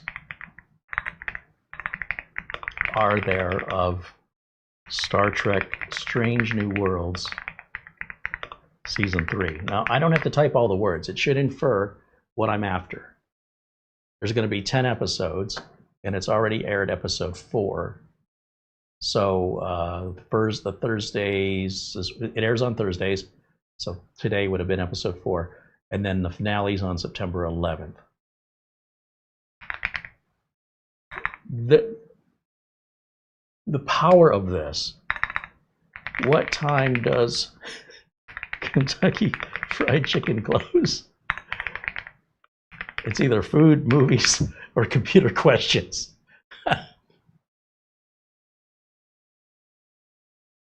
How cool is this? Now, I'm not asking it to do my taxes, I'm not asking it to do anything real serious, but at the same time, most of the questions people are asking just in daily life are pretty generic, basic questions. If you're looking for something very technical and very specific, you're probably not going to be satisfied with the answers you get in the current state of AI. But in a few years, there won't be any way around it. And this is going to advance medical technology and vaccines and cancer and Parkinson's and Alzheimer's. The advancement in the medical world with how fast this works is going to be mind-blowing. On top of things like self-driving automobiles, autonomy with regards to being able to have basically machines do everything for you, this is where it's all starting. I think most of us, we don't realize the times we're living in until we look back on it. When we first started seeing cell phones in the 1980s, they were very expensive, priced per minute, and the devices themselves were very large. But you really have to see the bigger picture, knowing that these are going to get smaller and cheaper to the point where everybody's going to have one. And I never could have foreseen that wouldn't have been enough, that they would actually put a mini computer this small with an app that can work as a phone. We call it a phone. It's not a phone. It's a mini computer with a phone app. We used to pay for long distance. You'd have to pick what side of the country you're on. Every text, you get so many free texts, and then they charge you after that. We used to pay how many minutes, and if they were on-peak minutes or off-peak minutes. And now you can call pretty much anywhere in your country, sometimes other countries, all included in a basic plan that's, under $40 a month. Talk all you want, text all you want, call anywhere you want. That all started, if you could have seen that big picture, if you said, cell phones, it's just a fad. It's not a fad. It's completely changed the world we live in. Did you recognize that in the 1980s when you first saw it? Did you say, this is going to be big? Because if you did, then you realize how big AI is going to be. Just as the smartphone has changed our society for the better and for the worse. Being connected all the time is great, but it's also bad. With AI, there's going to be some things that are great, and you're going to wonder how you ever lived without it. There's also going to be some bad with it. But much like the cell phones, much like the technology that's come before it, whether it's the television, the radio, the automobile, people die in car accidents. The good of what the automobile does far outweighs the bad that some people use it for or are irresponsible with. That's true of all modern technology. And anybody who's coming from an older technology, not born into the new technology, are the only ones who will turn it away mostly. Anybody born into it just expects it. They don't usually question it. It's just there. It's always been there in their whole life. We're fortunate enough to see the difference. And we're living in a time right now where we're about to enter a new era of what was the connectivity era with the smartphone and how that started and where it is today. And that all happened within about 30 years. Really, the first cell phone was in the 70s, but that was experimental. And it wasn't until about the 80s that you could buy one. And you had to be pretty wealthy to afford it. And again, you're just making phone calls with it. Within 30 years, it's completely changed. It's not even recognizable to what it once was. And very few people actually use them to make phone calls. So now it's your music player, it's your camera, it's your GPS, it's all this, all in your pocket. And that next amazing breakthrough, I'm telling you right now, it's AI. And the best time for you to start is now. Because if you're one of those people that says AI is bad, you'll be left behind. You know, you can go churn butter by hand and go live with the Amish. That's fine. Nothing wrong with that. But, you know, shouting at the clouds doesn't stop the clouds. It doesn't change anything. The AI movement is big. It's much bigger than any of us. And none of us are going to stop it any more than you could have stopped the cell phone or the smartphone. You could not stop it. So you may choose to not be a part of it, or you can choose to get on board so you're not left behind. And then 20 years after it's been out and everybody's using it, you finally succumb and you buy one, but now your learning curve is much, much steeper because you didn't start earlier. It's your choice. But starting with AI and familiarizing yourself now will help you in the future. If you want to wait, if you want to deny its purposefulness, you're welcome to. I don't know what good there is in that, but what it does is, as long as you're refusing to accept it, then you're not learning anything new about it. And as it advances and you're left behind, you still have all the outmoded thinking of what makes it bad. That's all different now. All the reasons that made smartphones bad in the 80s, expense and limitations, battery life, size, weight, all that's different. It's not the same product anymore. So if somebody says, well, you know, I think those radio waves are, you know, give you cancer or something. So what if they do? I mean, what can you do about it? They're everywhere. Just because you don't have one doesn't mean you're immune from the signals. That's what people don't think about.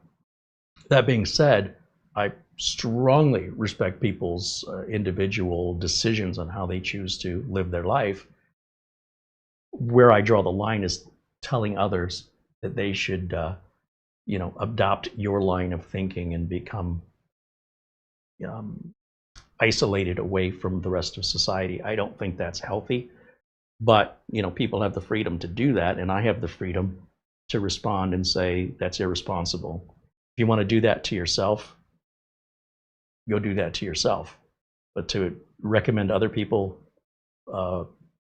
be left out and isolated away, oof, I just feel bad for anybody who listens to them, because you're still making a decision and you're still going to be responsible for the decisions you make. To blame somebody else, to say, well, they told me to think that, no, really think it through, and you'll be in a much better position if you want to keep up, because the kids are going to be using this. And if there's ever a time you're going to feel like an old disconnected person, it's when you have to have a 10-year-old explain something to you. I've already been there a couple times, and I'm shaking my head going, I can't believe I've got to ask my nephew how to do this. What does that mean? It means I'm not keeping up. No shame in it. It's just my own personal pride. All right, let me get back over to the chat room and see if you guys have any other questions for me here.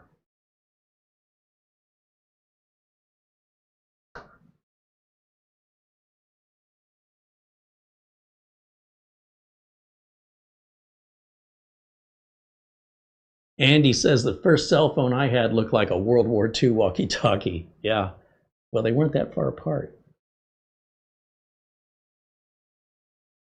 Orly Boy said, how would it work if the customer doesn't have 2 Ethernet cables? Well, as I mentioned, when I send this, one particular customer, actually all my customers, but the most recent one, you know, they've only got one Ethernet cable. And so I have them put the Ethernet cable into the white box. I call it the white box, and plug, they don't have to disconnect the keyboard and mouse, just plug this in to the available USB port and unplug the monitor from the back of the computer and plug it in this. I don't need the internet plugged into the computer. That's what I've been trying to say this whole time. If I need the internet plugged into the computer, it's to download Windows updates. You understand? If I need to download Windows updates, I don't need this. I can use any remote software that installs in Windows. When would I need to get into the internet when I'm in a BIOS? When do I need those two things at the same time? And as far as like downloading and updating the BIOS, once again, this has a built-in flash drive. It can be loaded right off this flash drive. So what I would do is when I'm logged into this on the computer I'm logged in from, that computer has internet. I'll download the BIOS, copy it over to the D drive on this flash drive, and then on the other machine, just load it off the D drive. The other machine does not need internet. If the other machine already has internet, then I don't need this box. If you want to, you can buy a network switch. If you really want to totally misunderstand the whole point of this, and you want to use it in your own unique way, you absolutely can. You'll buy a network switch. The network switch isn't very expensive, but it will require another power cable and another Ethernet cable. So now you've just added 4 more cables. This is going to be a cabling nightmare, because now you're going to have HDMI cable, you're going to have your USB cable, you're going to have a switch. The switch needs a power cable. The switch needs the master Ethernet cable, and then it needs an Ethernet cable into the switch out to the computer, and an Ethernet cable out of the switch into the nano-kvm. This is a tangle of cables. If you have Wi-Fi, you could also use a Wi-Fi. You could plug in a USB Wi-Fi adapter if you don't into the computer, not into the nano-kvm, or you can get the nano-kvm Pro when it's available. It's in pre-order right now, and they make a version of it with Wi-Fi so that you can connect via Wi-Fi on the nano-kvm. But this is not intended to be a remote support tool in the sense that you're thinking. That's not what this is for. This is for remote access to a machine that nobody sits at, a machine that potentially has no monitor, a machine that nobody is using individually but may sit as a server, right? And the server's deal is to run all day long and do the networking requirements of providing files and programs to the people working. Those servers are often put away in a locked room, and this gives us very easy access to those servers.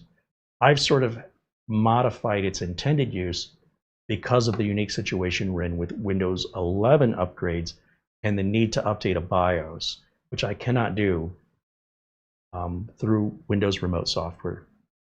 I have to be able to work on the machine outside of Windows.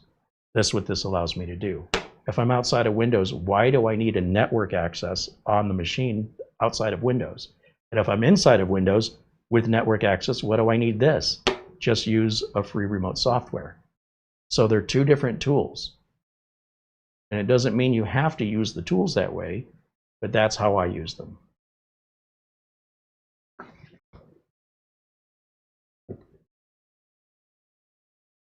Andy says, my grandson tries to keep me up to date on my smartphone. Hey, nothing wrong with that.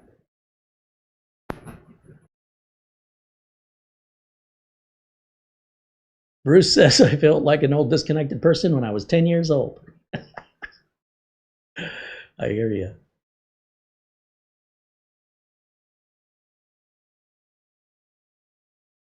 Here's our friend Steve Bass in the chat. He says, I remember CompuServe mail was, oh, he remembers his CompuServe email address. And before that, MCI mail. Awful days of stodgy email, and you had to pay for it. Yeah, we've come a long way. But did you realize, well, Steve probably did, a lot of people who were early in with AOL, Prodigy, CompuServe, Juno, those kind of things, knew this was the future. This was going to change the world. It wasn't until the mid-90s that it started to happen, where the internet started, everybody had to have it.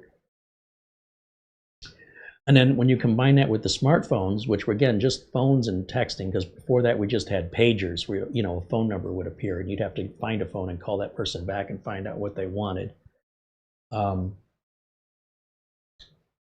BlackBerry kind of changed all that. BlackBerry was able to send texts at no additional cost by manipulating the phone system, which was really clever.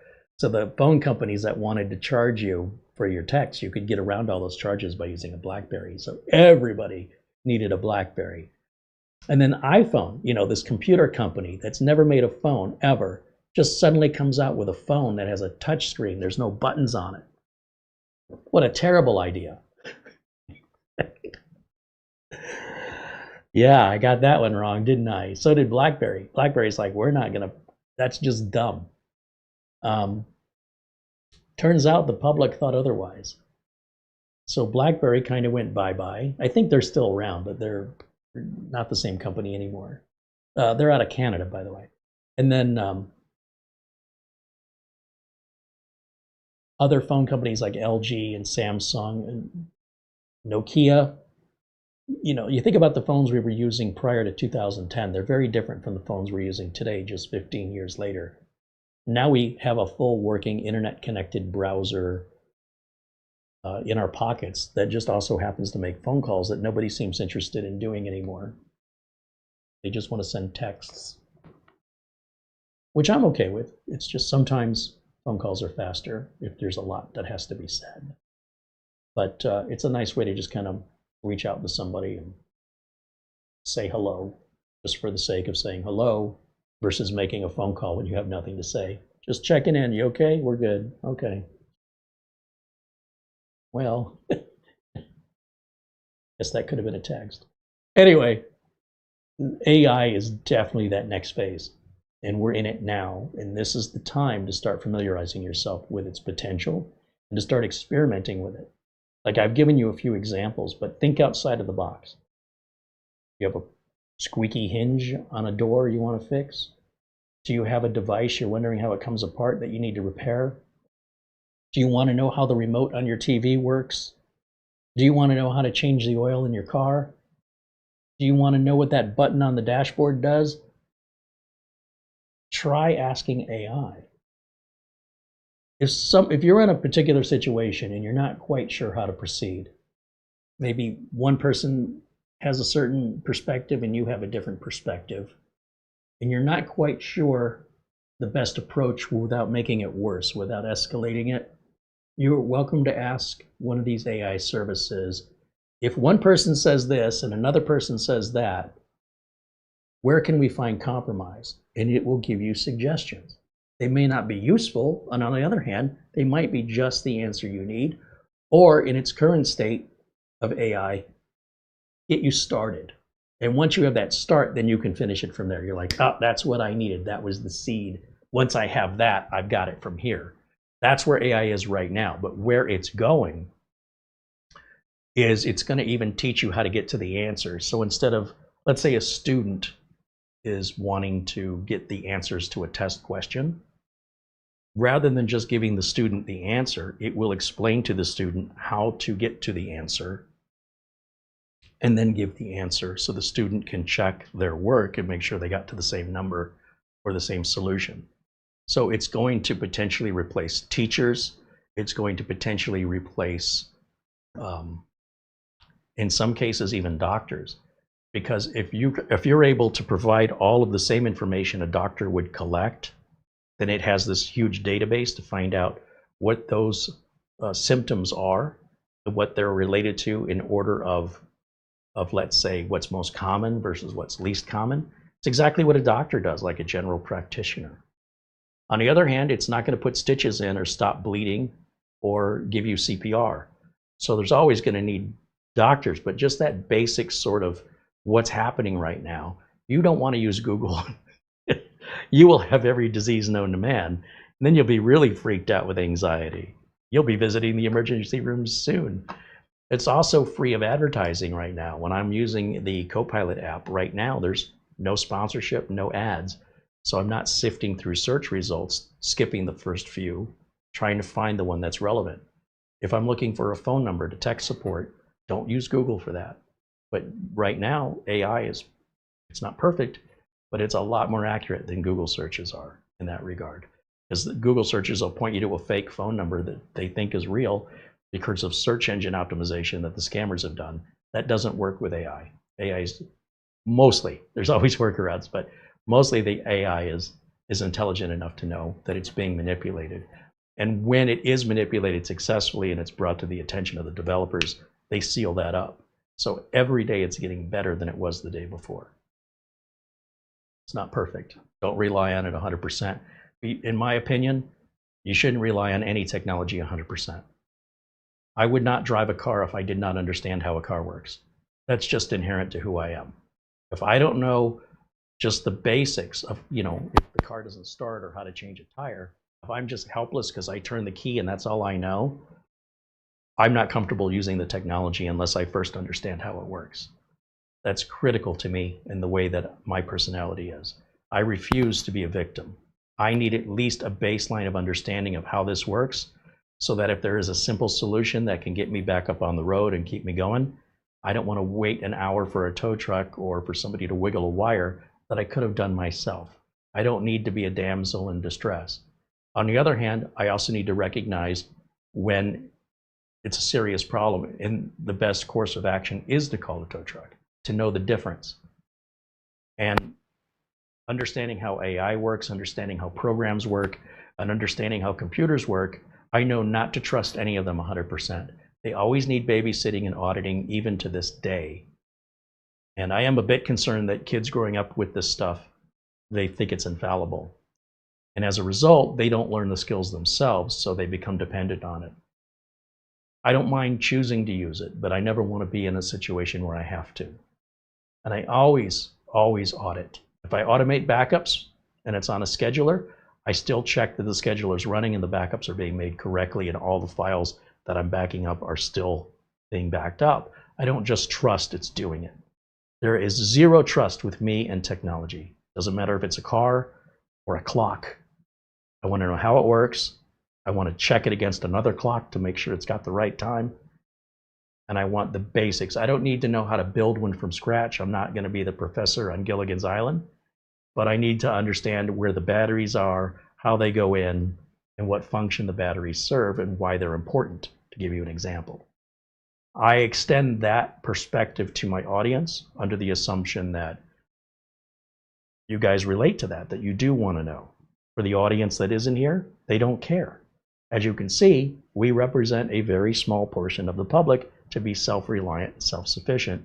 That doesn't mean that we're not using technology, but it means we understand where the limits are and that we cannot trust it 100%, nor should we ever in our lifetimes, as far as I'm concerned.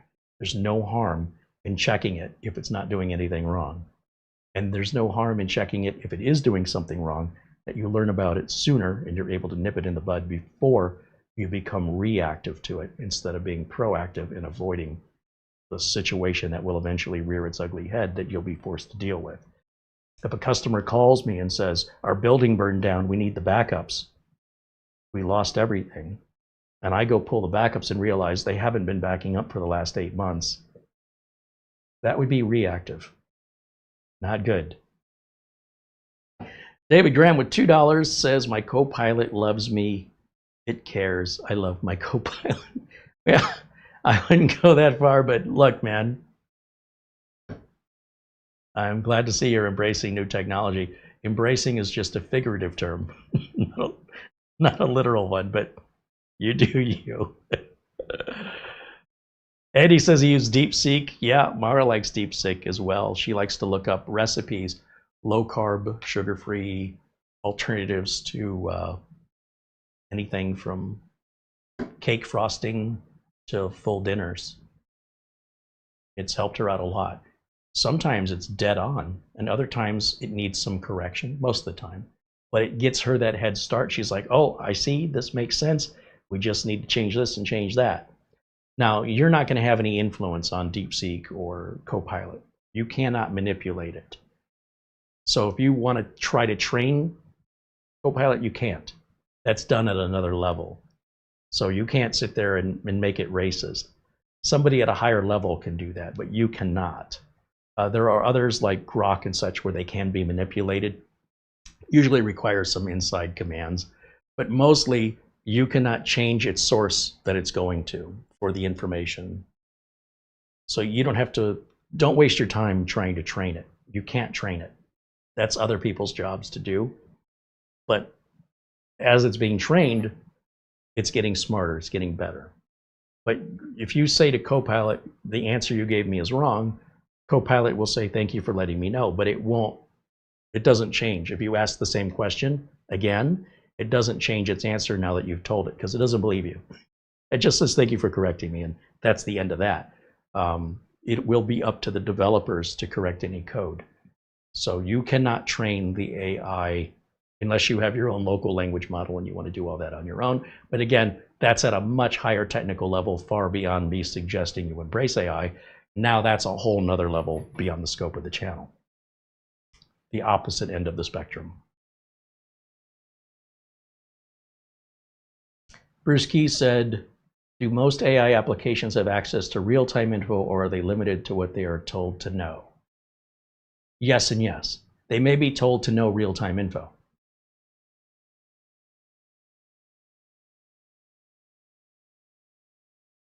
Mara says, when asking AI, be very specific with the request. For example, if I ask for a cake recipe using specific ingredients and leaving out specific ingredients. That is important, absolutely. If you ask it how to make a cake, what kind of cake do you want? Now, not just referring to flavor. You might want a pancake. That's a whole different kind of cake.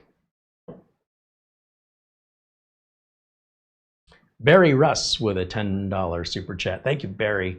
So if we go over to Copilot, just to, I look at this so seriously, but there's a lot of fun that can be had with it. We could, like, if you're just bored and lonely,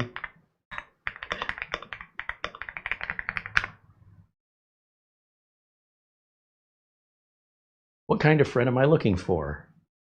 I'm looking for a supportive and kind friend who doesn't judge me negatively and shows support.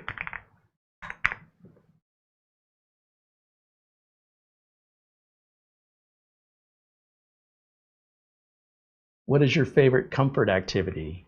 I enjoy sitting on the couch eating Doritos while watching Rick and Morty. This is self-entertaining for hours and hours and hours. That sounds like a perfect combo.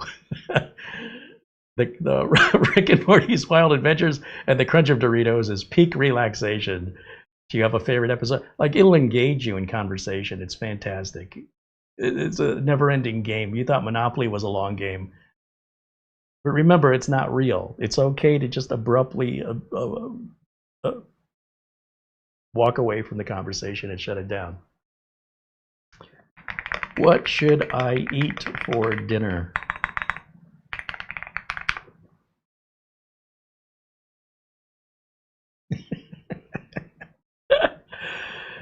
We can ask it anything. How can I get more members on my YouTube channel?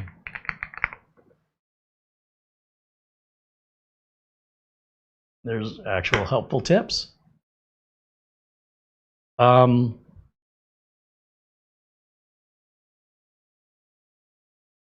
Eventually you will run out of questions. What is the best way to sharpen a kitchen knife?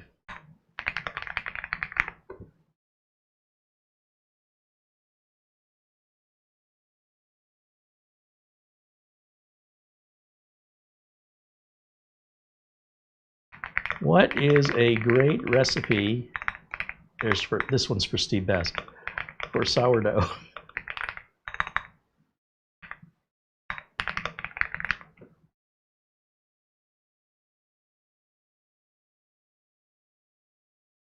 Homestead style.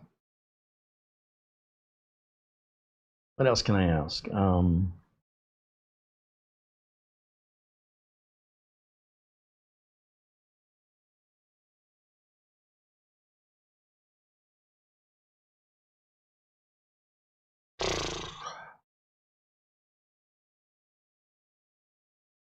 I'm telling you, this will wear you out. Like, you will just eventually run out of questions. And that's the problem, the wall I'm hitting right now. What? Can you tell me a joke?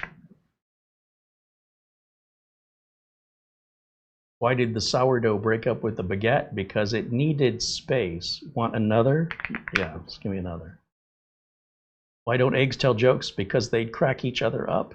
What do you call a fake noodle? An impasta. Want to go for themed jokes? Yes. Sometimes you get this little pop-up when we're not using Copilot locally.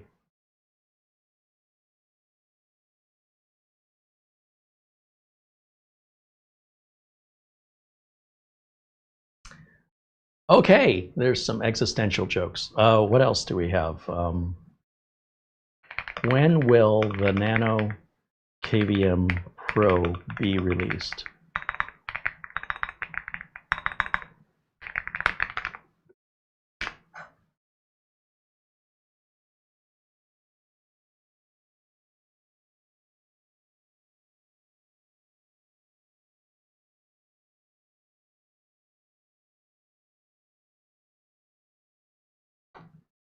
What other IP-KVMs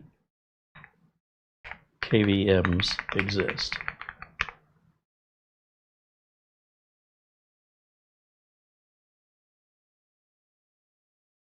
Which is cheapest?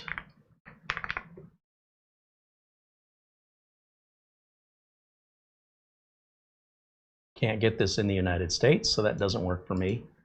Tiny Pilot DIY, you got to build that yourself. It's going to cost you a lot more than this. IP-KVM, a used Lantronic Spider. That's an enterprise grade, often found on eBay. Ooh.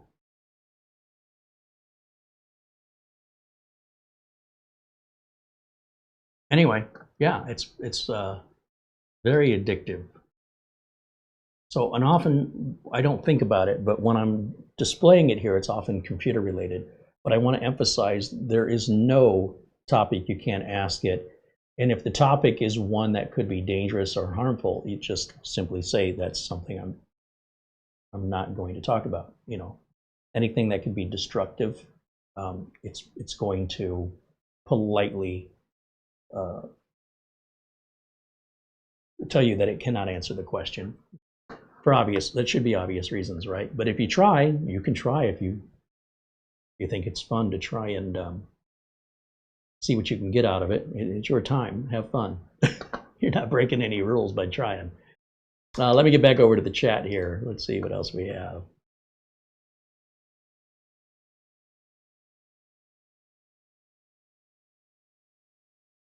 Bruce Key said the next step is voice to voice. That's already started with phones, because phones already have the microphone.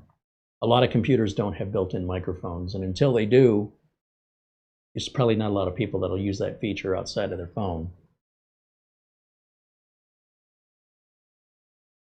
Steve Bass says that's a pretty accurate sourdough recipe. Andy says I asked that same question yesterday.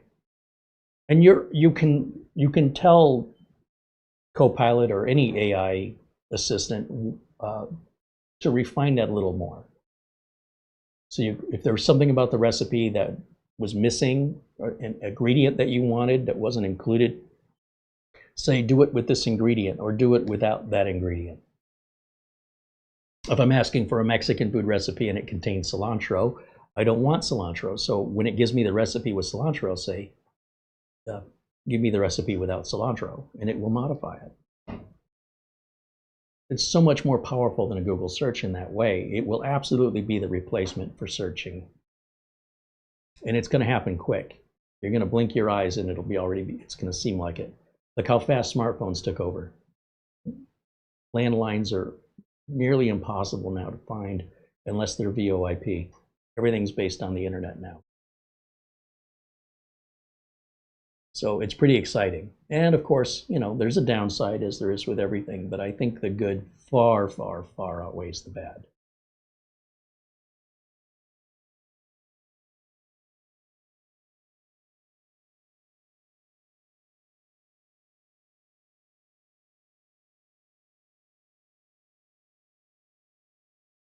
if we look for a question in the chat room, like when BlueSky asked if most AI applications are real-time info, if I Control-C his question, and then I go back to Copilot, I can tell Copilot, just so we're clear, I want a new topic. That way we're not going to continue with talking about sourdough. And I just hit Control-V on that question. And it says, AI access to real time. Some AI applications do have real-time access. These are typically connected to the internet and can search live data like weather, news, stock prices, or sports scores. Things like voice assistants, search-enabled chatbots, AI tools in finance or cybersecurity. Others are limited to what we call static or non-changing knowledge. Many AI models are trained on large data sets but don't update continuously. They rely on predefined training data and can't access new info unless retrained or updated. So offline AI models, I think that's pretty obvious. Some chatbots without internet access or embedded systems like appliances, your car, etc. And it could be either way, right? Depending on the application and the developer and what their intended use case scenario is.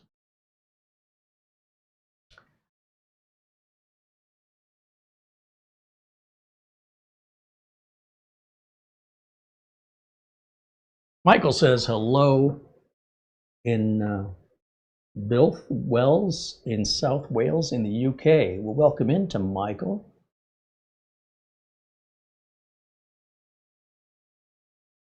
Frankie says, how is your coding going that you tried on Monday? So I've been using AI to help me with coding. And the way I explain it is that when I first started out with computers, you had to code. There was no such thing as Windows. If you wanted to use the computer, there wasn't a lot of software to pick from unless you made it yourself. And even if you bought something that was pre-made, you still had to learn how to launch it, use it. We had to do things in DOS like expanded memory versus extended memory and EMM386 and all this other stuff. And it resulted in a lot of batch file development on my side, a lot of basic programming where I would copy programs that were typed out, you know, in pages of a magazine, that if you typed it letter for letter and line for line, when you were done, you'd have whatever that program was. Could be a game, a word processor, whatever it was. And every month, the magazine would come, and somewhere in the magazine, there'd be an application written in BASIC, and I would just write that code out. If I made a typographical error, you know, we didn't get the underscore and squiggly line that we have today. It just accepted it, but the program didn't run right. It would crash or something wouldn't work. And then I would identify where that crash is happening, and then I could see what I typed versus what the magazine says to verify I had a typo, fix it. And then I learned that's what that line does. That's how I learned to program. Programming languages have changed, so now Python is very commonly used, for example, C++, there's a bunch of others that I never formally ever learned or really worked on. But the language, the idea of language is the same.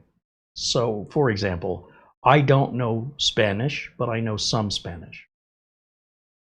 I don't know Italian, but I know some Italian. I don't know German, but I know some German. I know what I want to say. I want to say, hello, how are you?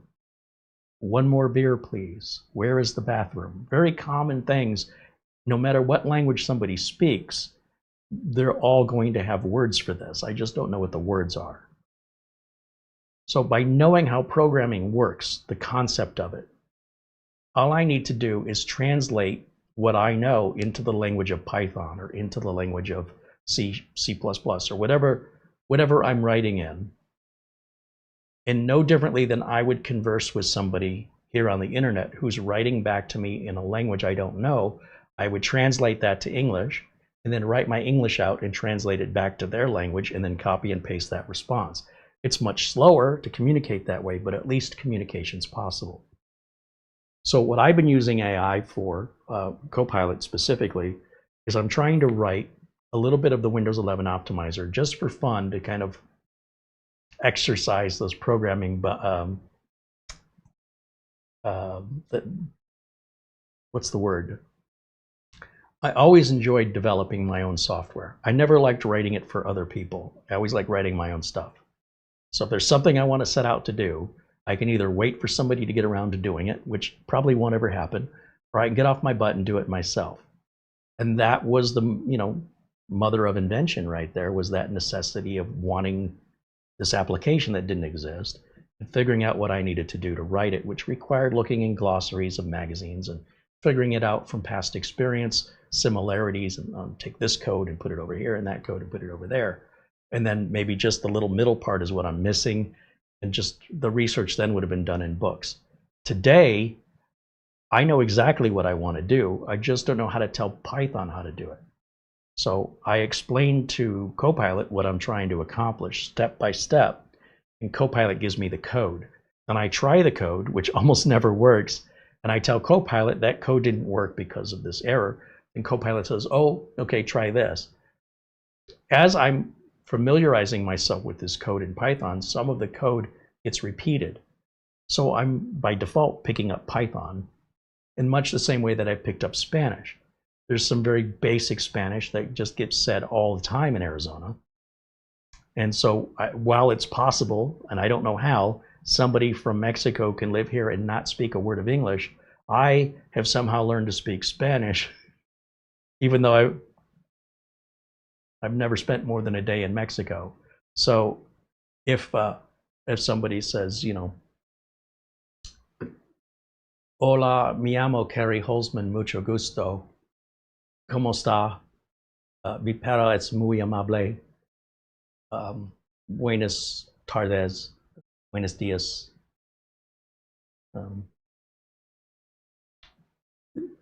Una cerveza, por favor. ¿Dónde está el baño? Like, there's just typical expression you hear over and over and over and over and over. And it's not like I set out one day to say, I want to learn these. Well, I did. I do want to know how to say hello and goodbye. And the more I'm surrounded by it, the more I hear it, and the more it's just a side effect of being around. Versus going and intentionally saying, I want to learn Spanish, to be fully fluent and conversational. I'm not that, but nor do I need to be. Even on a modern day Android phone, you can live translate a conversation on the phone.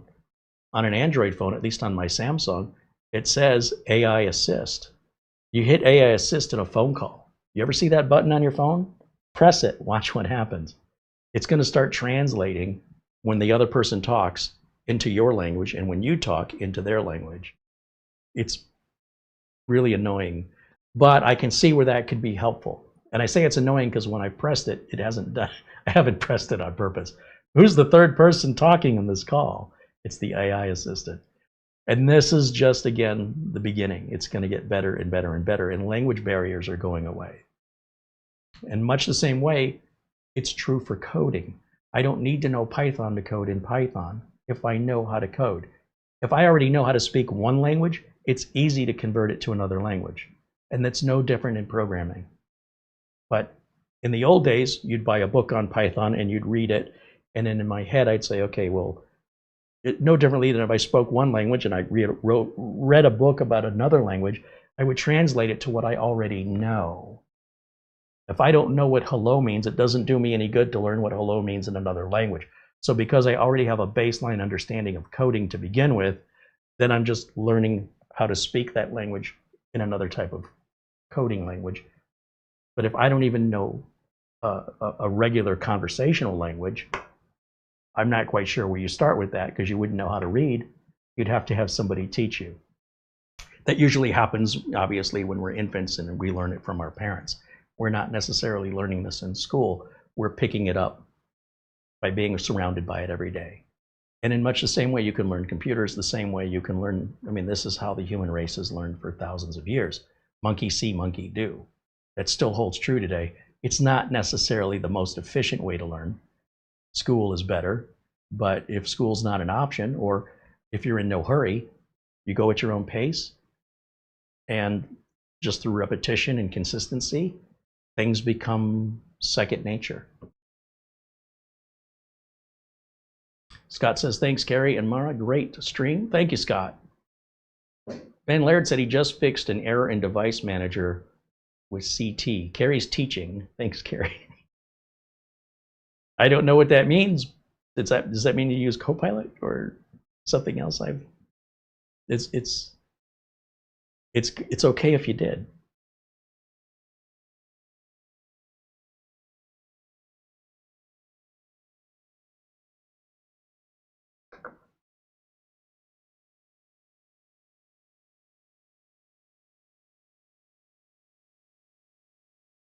Michael joins us. You know, I mentioned before, it's Bilf Wells, South Wales, just for fun, because I've never heard of that. Let me go back to Copilot.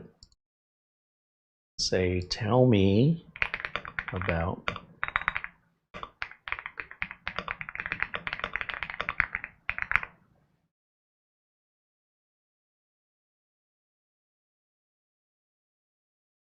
charming market town nestled in mid-Wales within the county of Powys. I'm sure I'm not pronouncing any of the Welsh language. I don't think it's possible for my lips and tongue to move that way. And the historic region of Brecknockshire, which I'm sure they pronounce like Brecknockshire. It sits beautifully at the confluence of the River Wye and the River Irfan, offering scenic views. The town's Welsh name is Llanfair. Yeah, I can't even. It was once part of the kingdom of Built Castle, built by the Normans. Look at all this information from one little prompt. Things to do. Mural of Llewellyn, the last of Broad Street, a vivid tribute to Welsh history. Enjoy the hospitality at places like the Fountain Inn or Prince Llewellyn Inn. Let's see, let's just say, show me pictures.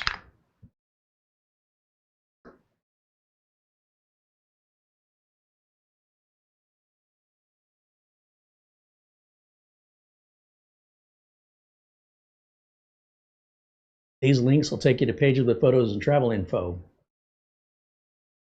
See? Anything on your mind. Doesn't have to be computer related. And expand your knowledge as you're in the mood. Guess we can cancel that Encyclopedia Britannica subscription. Anybody around in the 1970s? Just me. Joseph Hawkins said, I want to say thank you for the live streams you've been showing over there. Well, thanks, Joseph. Thanks for being a part of it. I really appreciate that you're here and that you're a part of this amazing community we've created here, that you guys have created. And yeah, I'm going to have to do this again the right way. So when I get the black version in later, I'm going to remake this video again, because telling people to plug the USB cable in the top was the exact wrong direction. But that's okay. It works great, and I'm sure it's going to end up in the hands of somebody I know, and I'll have to replace it again. They're cheap enough. I mean, geez, when you think about what a TeamViewer subscription costs, you could buy 10 of these things and still have money left over. And they don't expire. And TeamViewer won't get me into the BIOS, and it won't let me like reinstall Windows. You've got to be in Windows already.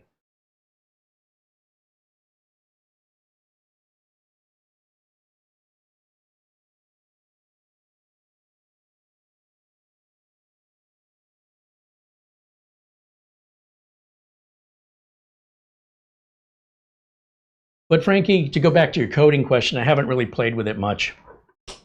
I've had a lot of other things going on, and you know, it's kind of like, do I have the time and am I in the mood to tinker? Our friend Nick over at D7X10, and this is what he does for a living. It's much smarter for me to just let him do it. He can do it faster. He'll likely do it right the first time. And, you know, I don't need the pressure of having it done by a certain day. I'm just playing. It just kind of takes me back to my days of coding. And it's nice to know that I still can code, that I don't have to go buy a bunch of books and study them. I can just let the AI do the translation for me. And in many cases, it can even do the coding. I just tell AI what I want it to do. I want a program that can check my Windows activation status. Let's just do that right now. Let's go over here to Copilot one more time. And let's say I don't know any code. Please write a command to check my Windows activation status. Okay, right here it says go to command, and if we hit copy, it'll copy this line right here. So if you open a command prompt and type this in, it'll give you your Windows activation status. So if I save that just as a notepad file, or I want to save it as a batch file, I can do all of that.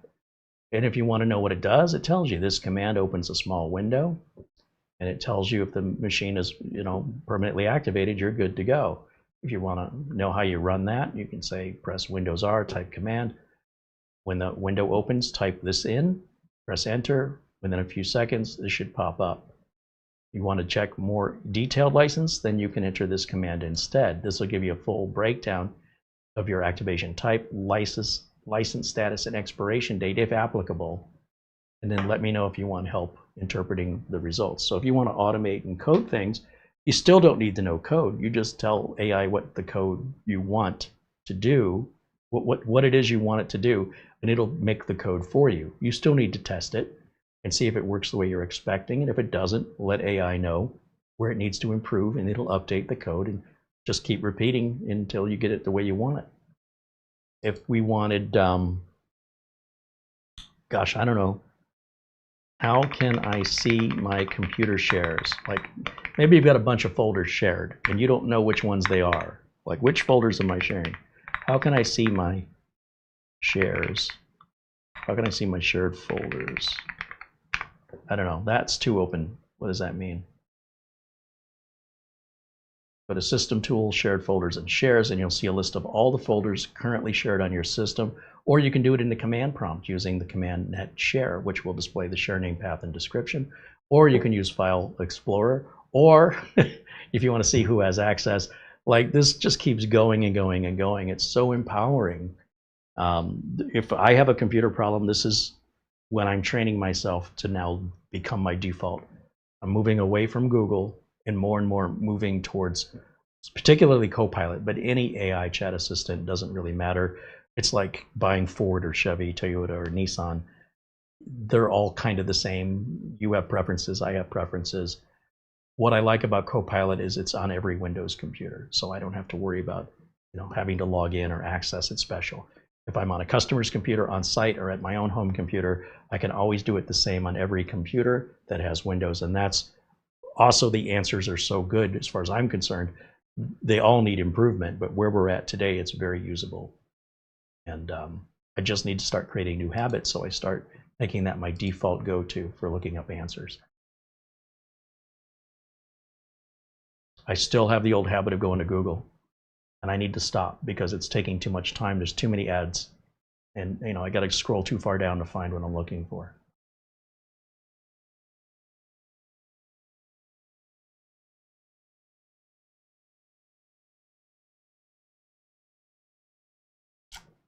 Does anybody here have a nano KVM, just out of curiosity? Has anybody already bought one of these? I've been talking about them a lot. We are also going to be seeing a lot more NASs because, again, the industry and the interest on YouTube is shifting over more and more to network-attached storage devices. So tomorrow we're going to have the Minisforum N5 Pro. It's brand new in a box sitting right over here, and I can't wait because I'm a big fan of Minisforum.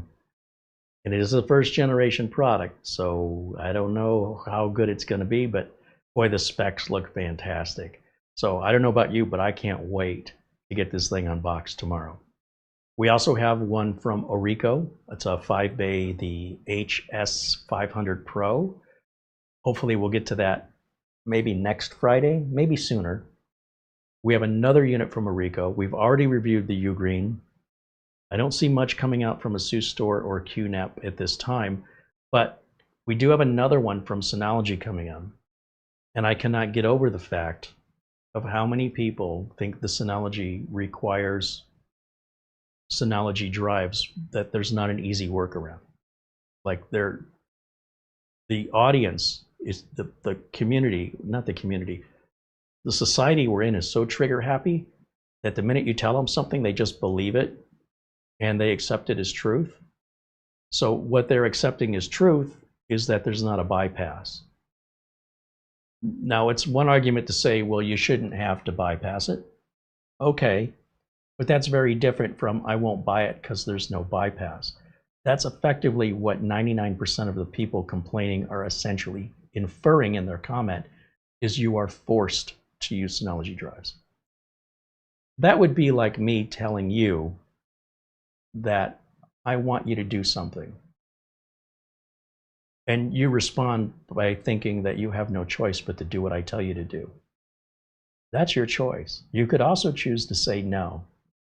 That's the part I don't get. I don't get how people are so quick to roll over and play dead and act like they're injured when all they have to do, they can open Copilot or Google and see the free, easy workaround if they want to use the Synology. Now, truth is, of all the NASs I've tested, the NAS we use at Studio A and here at Studio C, remember, I have my choice. I have plenty to pick from TerraMaster and QNAP, ASUS Store, NVMe NASs.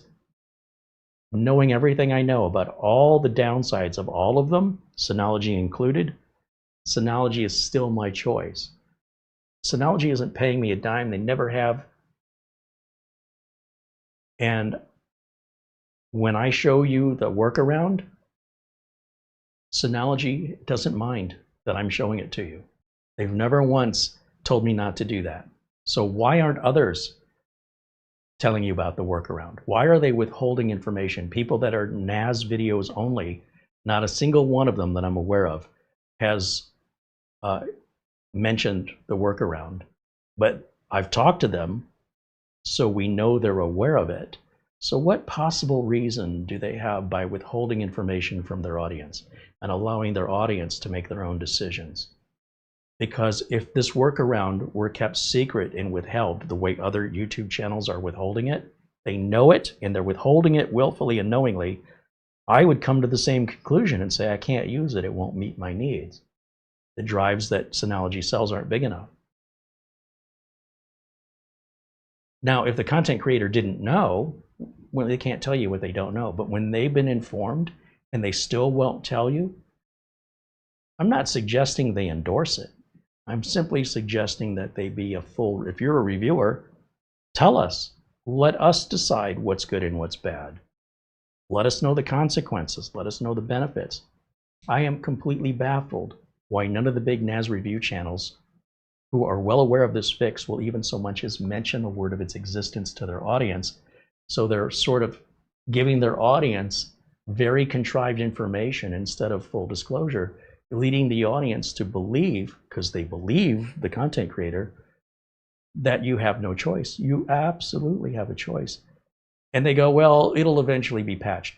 This has been around for over 7 years. When Synology first introduced drive restrictions back in, as far as I remember, it was the 2018 model year, and they wouldn't let you use desktop drives. You had to use NAS drives. And then every model year after that, they started restricting and restricting. But you were able to bypass that restriction 7 years ago, and the way you bypass it today is no different. So people, they have no concept of what they're talking about. Oh, well, Synology will likely patch that. They can't. They'd have to completely rewrite their operating system from scratch. They can't use an open source operating system and then expect to make a custom lock. Like, you got to pick one or the other. So this idea that people are helpless, or they insist that it's morally objectionable and therefore they don't want to buy it, that's fine. But my concern is the vast majority of the people complaining are not being told, and I find it very irresponsible, and I also find it very, very almost conspiratorial. Why are the other content creators not even so much as mentioning this? Why are they voluntarily and willfully withholding this information from their viewers? Now, they get a lot more viewers than I do, So I have no way to reach out to their viewers and tell them there's information they are purposefully omitting that they don't want you to know. And I don't know why they don't want you to know it. I don't know why. They won't even talk about it. As far as I know, I'm the only content creator of this size or bigger that's even mentioned it. For no reason, as far as I can figure out. I don't know what's in it for them to omit information from their audience, to withhold information. It seems like if you're a reviewer, your job is the opposite of that. But maybe it's me. What do you think? It's weird.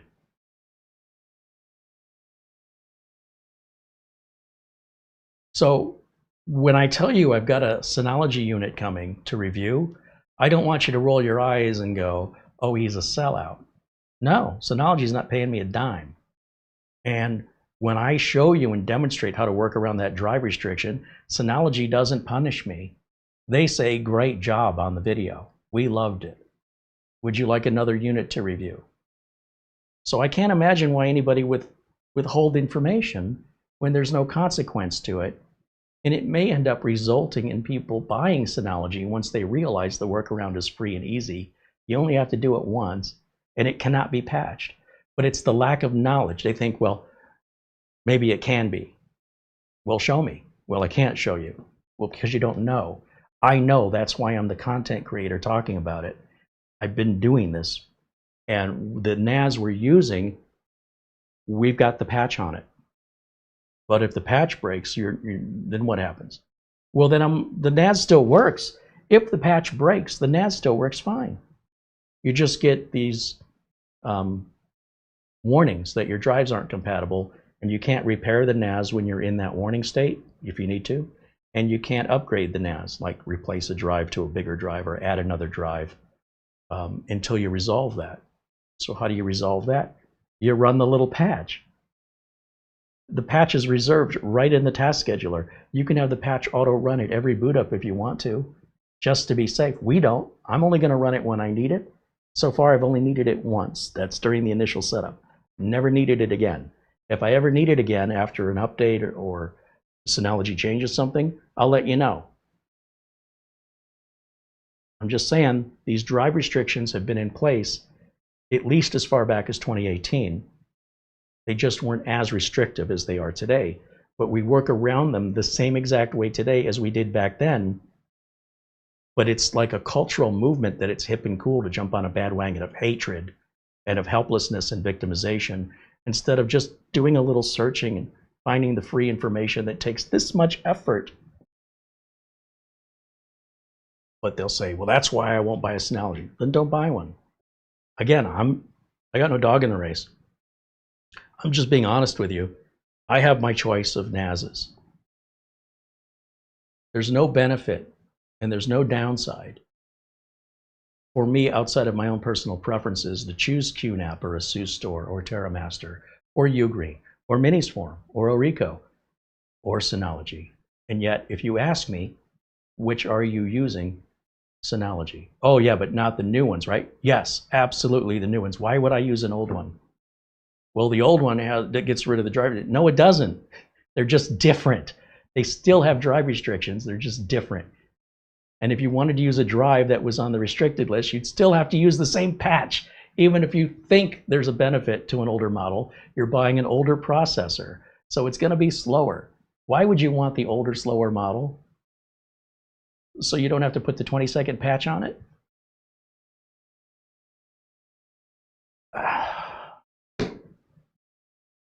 I am trying. If you want to sell people victimization and fear, they will buy you until you're sold out. But if you want to show people that that fear and anxiety is unjustifiable and cannot be proven to be what they fear it is, they don't want to hear you.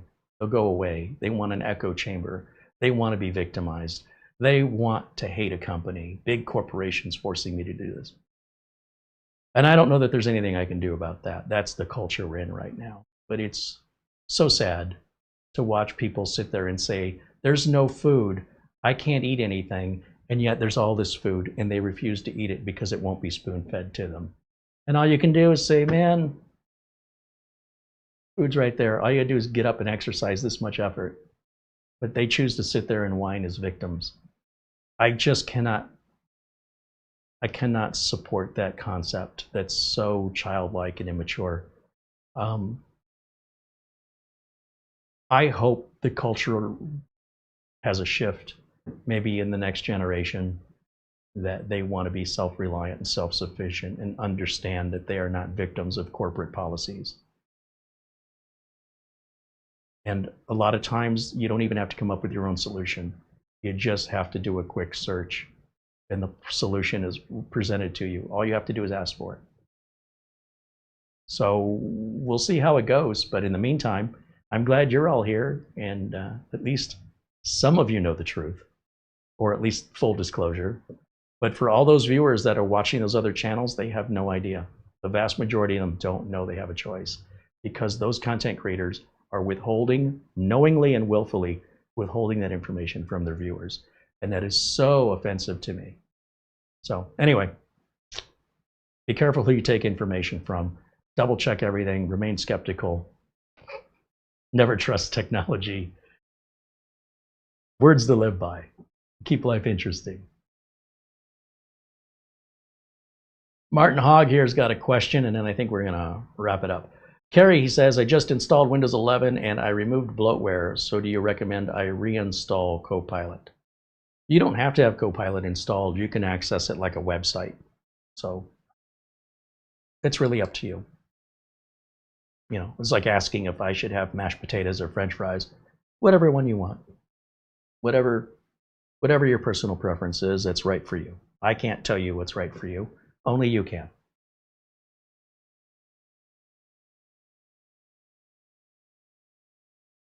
And he says there are sheep and there are sheepdogs. That's funny. I never heard of that before. Andy Kane says that's food for thought. That's pretty funny. There's food right there. I'm starving. It's too far away. I can't reach it. Get off your ass. No, I shouldn't have to. It's morally wrong for me to have to get off my ass. Then starve. You know what? That's the way my mother raised me. You know, this is what's for dinner. But Mom, I don't like that. Well, you know where the kitchen is. It wasn't punishment. You're going to eat this or you're not going to eat. She never said that to me. If we bought dog food and I said, and I remember this, I said, Mom, the dog doesn't like the new dog food. She said, the dog's not hungry. When he's hungry, he'll eat.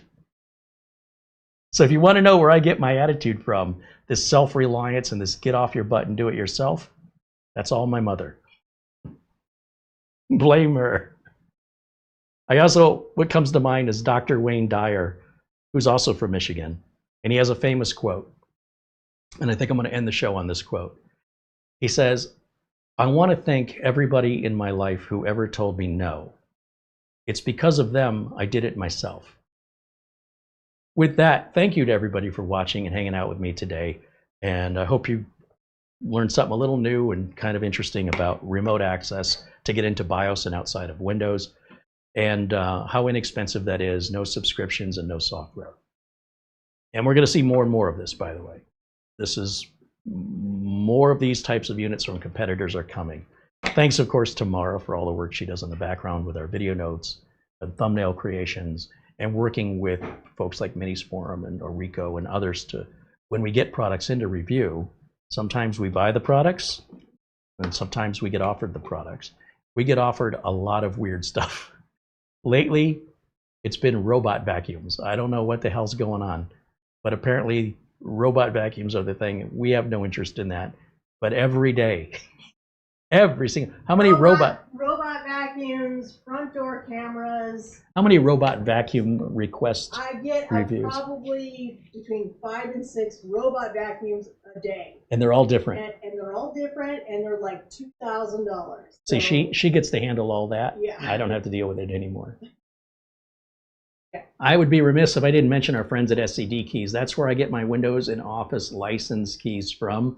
The price I pay is the same price you pay when you use the coupon code Carey. This is what I use in my real life business.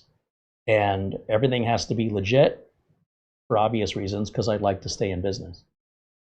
And I also need to have prices that are competitive, which I cannot do if I were to buy the software directly from Microsoft at 10 times more the cost for the exact same product. I've got to be competitive, and I've got to play by the same rules. And the question is, do you find ways, strategies that your competitors are already using, but they're not being open about it?